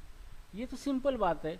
ये छोटी छोटी चीज़ें अगर आपको समझती है तो आप बेहतर तरीके से प्रोग्रामिंग कर सकते हो। सिर्फ कोडिंग आए उटक पटक किया ऐसा नहीं होता है, ठीक है। थ्रू आउट दिस गोलैंग के कोर्स में आप बहुत सारी चीज़ें सीखेंगे, और आई एम श्योर अगर आप डेफिनेटली इसको बेहतर तरीके से पढ़ोगे, लर्न करोगे, तो डेफिनेटली आप 10 साल एक्सपीरियंस वाले को पीछे छोड़ोगे, दैट्स माई प्रॉमिस, ओके। तो इस तरीके। अब इसके बाद जो बात आती है, जैसे अभी मान लो कि मेरे पास डेटा है, फ्रूट है, अब फ्रूट के ऊपर मैं जूस बनाना हो तो मुझे कुछ तो भी प्रोसेस अप्लाई करनी पड़ती है, विदाउट प्रोसेस कुछ होगा नहीं, ओके। तो प्रोसेस अप्लाई करना मतलब क्या हो रहा है कि I have to perform some action by utilising some resources. तो वो जो प्रोसेस होती है, फिर मैं क्या करूँ, पहले दूध डालो, फिर शक्कर डालो, फिर उसको हिलाओ, फिर ग्राइंडिंग करो मिक्सर में, ये वो सब करो, ये प्रोसेस है। मतलब it's step by step instructions given to the computer system to how to perform the operation, उसी को कहा जाता है एल्गोरिदम। अब एल्गोरिदम में भी प्रॉब्लम होते हैं बड़े बड़े, कुछ एल्गोरिदम फास्ट होता है, कुछ स्लो होता है। ऐसा क्यों होता है? बिकॉज जहाँ पर भी बात आती है एल्गोरिदम की, वहाँ पे आता है टाइम कॉम्प्लेक्सिटी, मतलब एक काम कितने टाइम में परफॉर्म हो रहा है। चलो मान लो कि मैं खाना खा रहा हूँ, इस तरीके से एक्शन कर रहा हूँ, ये एक एल्गोरिदम हो गया कि अब खाना उठाओ मुंह में डालो, खाना उठाओ मुंह में डालो, ये क्या हो गया? एल्गोरिदम हो गया। लेकिन दूसरा एल्गोरिदम ये है कि खाना उठाओ और घुमाओ और यहाँ से डालो और यहाँ से ले लो और ऐसा खाओ, टाइम किस में जा रहा है, दूसरे इसमें, लेकिन पहले इसमें टाइम कम लग रहा है, तो ये हो गया क्वालिटी एल्गोरिदम। तो यहाँ पे एल्गोरिदम डिफाइन करता है आपकी टाइम कॉम्प्लेक्सिटी, मिनिमम टाइम में आपको सॉफ्टवेयर बनाना है, प्रोग्राम बनाना है जो कि मिनिमम टाइम में सॉल्व करे प्रॉब्लम को, वहाँ पे आपको एल्गोरिदम पे फोकस करना है। और जो भी डेटा है आपका जो सेव करने की बारी आती है, वहाँ पे डेटा स्ट्रक्चर का इस्तेमाल करना है। सब क्लियर है? अब यही तो कंसेप्ट आपको करना है, आपको इनपुट प्रोसेस आउटपुट पे जाना है, इनपुट डेटा लेना है, उसके ऊपर कुछ सेट ऑफ एक्शन करने हैं, मतलब यहाँ पे प्रोसेस करनी है, और यहाँ पे आउटपुट जो आता है वो आपकी रिक्वायरमेंट होती है। ठीक है, तो ये बेसिक चीज़ अभी आपको पता चला कि बीइंग ए सॉफ्टवेयर डेवलपर मुझे क्या करना है, वही मुझे इनपुट लेना है, उसके ऊपर ऑपरेट करना है और आउटपुट देना है। ये व्यू तो आपका क्लियर हो गया। तो इस तरीके से आपके एक एक डाउट क्या होते जाएंगे, क्लियर हो जाएंगे। अब चलो ये तो हो गया थ्योरी में, भाई सर ने आपने बताया, आप प्रैक्टिकली कैसे करें इसको। ओके, ये भी एक लफड़ा है क्योंकि हमें सब जगह पे थ्योरी पढ़ाई जाती है, लेकिन उसको प्रैक्टिकल में कन्वर्ट कैसे करें। अब फिर डेटा मुझे स्टोर करना है तो मैं वहाँ पे वेरिएबल यूज़ करता हूँ, वेरिएबल डिक्लेरेशन, जिसके अंदर डेटा स्टोर करता हूँ। मतलब क्या करता हूँ, डेटा को स्टोर करता हूँ, मतलब मैं डेटा का स्ट्रक्चर बनाता हूँ। और एल्गोरिदम का मतलब कोडिंग, वहाँ पे मैं फंक्शन यूज़ करता हूँ, फंक्शन लेता हूँ, हम फंक्शन बनाते हैं, उसके अंदर कोड करते हैं, ये क्या है एल्गोरिदम है, खत्म हो गया। अंडरस्टूड चीज़ें कैसे हो रही है यहाँ पे। अब मुझे एक चीज़ बात बताओ, what is mean by principle. वो कॉलेज वाला प्रिंसिपल नहीं, प्रिंसिपल तत्व, तत्व। अगर आपको yes, set of rules, principle is a set of rules. किसके,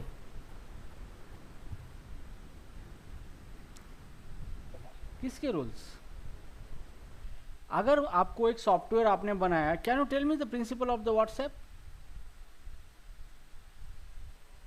सिंपल है भाई।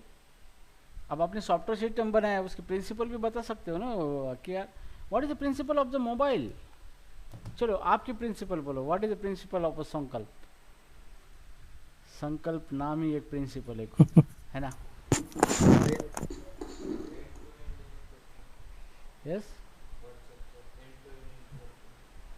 ठीक है। But before that first thing you should know the what is mean by principle, तब जाके आप बोल सकते हो इसका प्रिंसिपल है। अब प्रिंसिपल क्या है, इसको कोई इलेबोरेट कर सकता है। और यही हमारे साथ दिक्कत होती है कि हमारे कॉन्सेप्ट क्लियर ना होने का कारण यही है कि हम कॉन्सेप्चुअल कभी पढ़े ही नहीं है।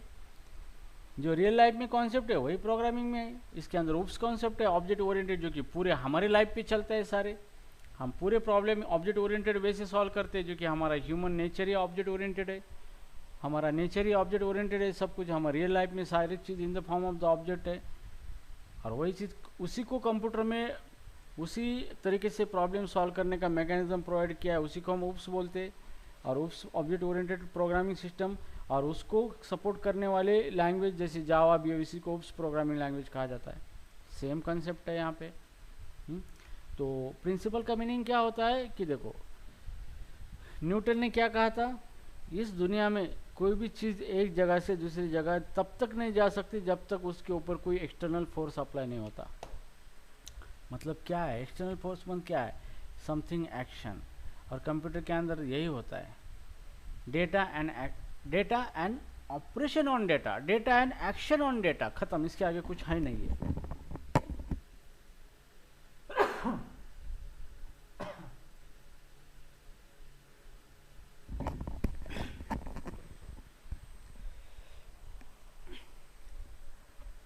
ओके, तो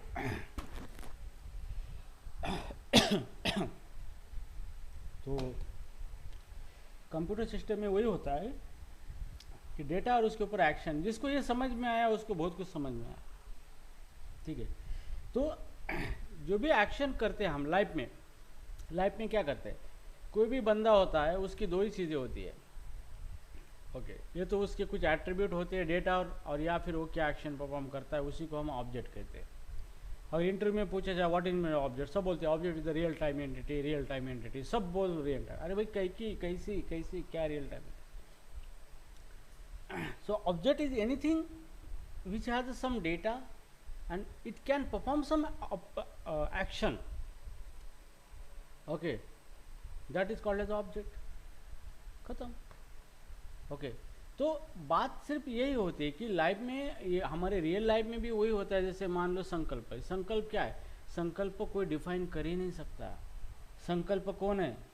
लोग बोलेंगे संकल्प इज ह्यूमन है। अरे मैंने उसके स्पेसिस के बारे में नहीं पूछा। संकल्प कौन है? संकल्प सॉफ्टवेयर इंजीनियर है। भाई मैंने उसको प्रोफेशन के बारे में नहीं पूछा। तो यहाँ पर भी वैसे ही होता है कि कोई चीज़ डिफाइन कोई नहीं कर ही नहीं सकता उसको। वो हर एक कॉन्टेक्स्ट में उसको एक्सप्लेन किया जाता है, हर एक कॉन्टेक्स्ट में उसको कभी एक्सप्लेन वो चीज़ हो ही नहीं सकती। और यही गॉड भी आ जाए तो भी यही रियलिटी है। ओके, क्योंकि हम किसी चीज़ को डिफाइन कर ही नहीं सकते, हम उसको अलग अलग कॉन्टेक्स्ट में डिफाइन कर सकते हैं कि ये चीज़ कैसी है। ओके, जैसे मान लो कि हमें सैटेलाइट से एक ग्रह दिखा है, और ग्रह क्या है भाई? वो लाल है। हम लोग कलर के बारे में बोल रहे हो उसके, वो बड़ा है, आकार के बारे में बोल रहे हो उसको। आप उसको डिफाइन कर पा रहे हो? कभी नहीं कर पा रहे हो। ठीक है, तो सेम यहाँ पर भी ऐसे होता है कि हम जो भी रिप्रेजेंट करते हैं कंप्यूटर सिस्टम में या रियल लाइफ में, रियल लाइफ का रेफरेंस वहाँ पे आता है। अब रही बात प्रिंसिपल की, अगर हम प्रिंसिपल बोलते हैं तो प्रिंसिपल का मतलब ये होता है, it is a rule of action. क्या होता है? Rule of action. मतलब आप कोई भी एक्शन कर रहे हो, वो करने के कुछ रूल्स होते हैं। जैसे कि मैं खाना खा रहा हूँ, लेकिन मैं खाना खाने की एक्शन कर रहा हूँ, लेकिन मेरे खाना खाने के रूल क्या है? मैं बात नहीं करता खाना खाते। ये मेरा प्रिंसिपल हो गया। मैं खाना खा रहा हूँ, लेकिन मैं खाने से पहले पानी फेरता हूँ मेरा जो खाना है उसके ऊपर से। ये मेरा एक्शन करने से पहले एक्शन, ये मेरे रूल है। तो सॉफ्टवेयर इंजीनियरिंग क्या पढ़ाता है आपको? यही पढ़ाता है, ये आपको रूल पढ़ाता है। कोई भी एक्शन करने जा रहे हो भाई, आप सॉफ्टवेयर डिज़ाइन करने वाले तो ये इस तरीके से करो, आपको रूल बताता है। इस रूल से करो। आप कोई भी एक्शन कर रहे हो सॉफ्टवेयर डेवलपमेंट का, तो एक्शन करने से पहले ये रूल है, इसको फॉलो करके करो। जैसे separation of concern. Separation of concern ये सॉफ्टवेयर इंजीनियर का सबसे बड़ा रूल यूज़ होता है सॉफ्टवेयर डेवलपमेंट करने में। और आप जब इंटरव्यू में किधर भी क्वालिटी कोडिंग करोगे तो आपको ये कॉन्सेप्ट को इस्तेमाल करके करना है, तब जाके आप इंटरव्यूअर को इम्प्रेस कर सकते हो। ओके, तो सेपरेशन ऑफ कंसर्न का मतलब ये होता है कि सेपरेशन ऑफ कंसर्न, कंसर्न का मतलब क्या होता है कि द प्रॉब्लम्स एक्चुअली जिसको आप सॉल्व करने जा रहे हो वो हो गई कंसर्न्स। तो जो भी प्रॉब्लम से आप जिसको सॉल्व करने जा रहे हो उसको सेपरेट करो, डिवाइड करो, उसको सेपरेट करो, सबको एक साथ मत ये करो, डिवाइड करो उसको। जैसे कैलकुलेटर मेरा प्रॉब्लम है, उसको सॉल्व करो, 4 पार्ट करो, एडिशन, सब्ट्रैक्शन, डिवीजन, मल्टीप्लिकेशन। तो मैंने इस कंसर्न में क्या है सेपरेट किए। मेरे कंसर्न क्या थे? मुझे एडिशन करना था, सब्ट्रैक्शन करना था एक ही प्रोजेक्ट के अंदर, तो उसको मैंने डिवाइड करके क्या किया, एडिशन अलग बनाया, सब्ट्रैक्शन अलग बनाया, मल्टीप्लिकेशन अलग बनाया, डिवीजन अलग बनाया। ये रूल क्या बताता है? Separation of concern. अब दूसरा प्रॉब्लम है कि high cohesion and low coupling. ये सॉफ्टवेयर इंजीनियर का बेस्ट रूल यूज होता है। हाई कोहेजन का मतलब क्या है कि जो भी एक पार्ट किसी प्रॉब्लम को सॉल्व कर रहा है तो वो सिर्फ एक ही इस पे फोकस करेगा। ओके, जैसे मान लो कि आप खाना खाने का काम कर रहे हो, तो आप सिर्फ खाना ही खाना है, आपको बोलना नहीं है ना, कुछ नहीं करना है। अगर आप देख रहे हो, देखने की एक्शन कर रहे हो, तो सिर्फ देखना है आपको, बोलना नहीं। मतलब each and every function that focus on their specific task. जैसे मैंने एक फंक्शन बनाया है जिसके अंदर मैं एडिशन कर रहा हूँ, लेकिन मैं उसके अंदर सिर्फ एडिशन ही करना है, सब्ट्रैक्शन, डिवीजन ये किसमें नहीं करना है मुझे। तो ये रूल जो बताते हैं, ये बताता है सॉफ्टवेयर इंजीनियरिंग, उसके प्रिंसिपल्स है। तो हम इसको थ्योरी सब्जेक्ट बोलते हैं, लेकिन भाई थ्योरी नहीं, मैं सॉफ्टवेयर इंजीनियरिंग का इस्तेमाल करके आपको क्वालिटी सॉफ्टवेयर बना के दिखाता हूँ गोलैंग के अंदर, जावा के अंदर, एनी टेक्नोलॉजी ला उसके अंदर, because I know the software engineering principle and the concepts. और यही चीज़ इसलिए मैं दावे के साथ कहता हूँ कि अगर आपको डेवलपमेंट भी आती है, मतलब सॉफ्टवेयर लैंग्वेज भी आती है, इट डज नॉट मीन कि you are able to solve the problems. Understood? तो गाइज बहुत सारी चीज़ें हैं, जस्ट आई थिंक इस इंट्रोडक्टरी लेक्चर में मैंने लिया है, क्योंकि मुझे लगा ज़रूरी था ये, क्योंकि क्या है कि ये जो मैंने पूरा लिख के लाया था सारी चीज़ें, ये जब तक मैं इसको खोल के नहीं बताऊंगा तब तक ये आपका कोई काम का नहीं है। आप ये डेफिनेशन भी पढ़ोगे लेकिन आपके कुछ पल्ले नहीं पड़ेगा, क्योंकि इसके हर एक डेफिनेशन के अंदर इतना सारा सस्पेंस है। और सेकंड ये है कि ये सस्पेंस अगर नहीं समझा तो आगे नहीं समझ पाओगे आप। ठीक है, तो ये सस्पेंस है, और आगे पढ़ने से पहले ये सस्पेंस पता होना आपको ज़रूरी है। दैट्स मैं रिकमेंड करता हूँ आपको। ठीक है, और उसके बाद ये जो हमारा बेसिक गोलैंग की बेसिक जो है 1 वीक तो हमारा बेसिक में चला जाएगा। आपकी टर्मिनोलॉजी, हर एक कॉन्सेप्ट आपको सब क्लियर होने के बाद ही हम प्रोग्रामिंग स्टार्ट करेंगे, तब जाके आपके दिमाग में कुछ घुसेगा, नहीं तो नहीं घुस सकता दिमाग में। ठीक है, तो इसलिए टाइम लगता है, इसको सारी चीज़ें लगती है। और रही बात हम सॉफ्टवेयर बना रहे हो, लेकिन सॉफ्टवेयर के साथ हार्डवेयर भी उतना ही इम्पोर्टेंट है, क्योंकि हार्डवेयर ही अवेलेबल नहीं तो सॉफ्टवेयर आप कुछ काम का नहीं रन नहीं पाएगा। जैसे आपके लैपटॉप में ब्लूटूथ डिवाइस ही अवेलेबल नहीं तो ब्लूटूथ सॉफ्टवेयर आप कहाँ पे डालोगे? तो ज़रूरी नहीं कि सॉफ्टवेयर ही सब है, उसके लिए जो हार्डवेयर है वो भी इम्पोर्टेंट होते हैं। तो हमें हार्डवेयर की बेसिक जानकारी भी होनी चाहिए कि सॉफ्टवेयर एग्जीक्यूट करने के लिए हार्डवेयर किस तरीके से काम होते हैं और किस हार्डवेयर को कैसे सॉफ्टवेयर की मदद से नचाना है हमें, और सॉफ्टवेयर किस तरीके से हार्डवेयर को कमांड देता है, और सॉफ्टवेयर का मेन पर्पज़ क्या है। फिर उसके अलग अलग प्लेटफॉर्म आते हैं। ऑपरेटिंग सिस्टम मतलब क्या होता है, उसका पर्पज़ क्या है, कर्नल क्या होता है, उसके अलग अलग मॉड्यूल्स क्या काम करते हैं, बहुत सारा। फिर यहाँ पे वेब क्या होता है, वेब टेक्नोलॉजी किस तरह से काम करती है, HTTP प्रोटोकॉल क्या होता है, ये पता होना चाहिए। नहीं हुआ तो आप काम कर ही नहीं सकते वेब पे, ठीक है।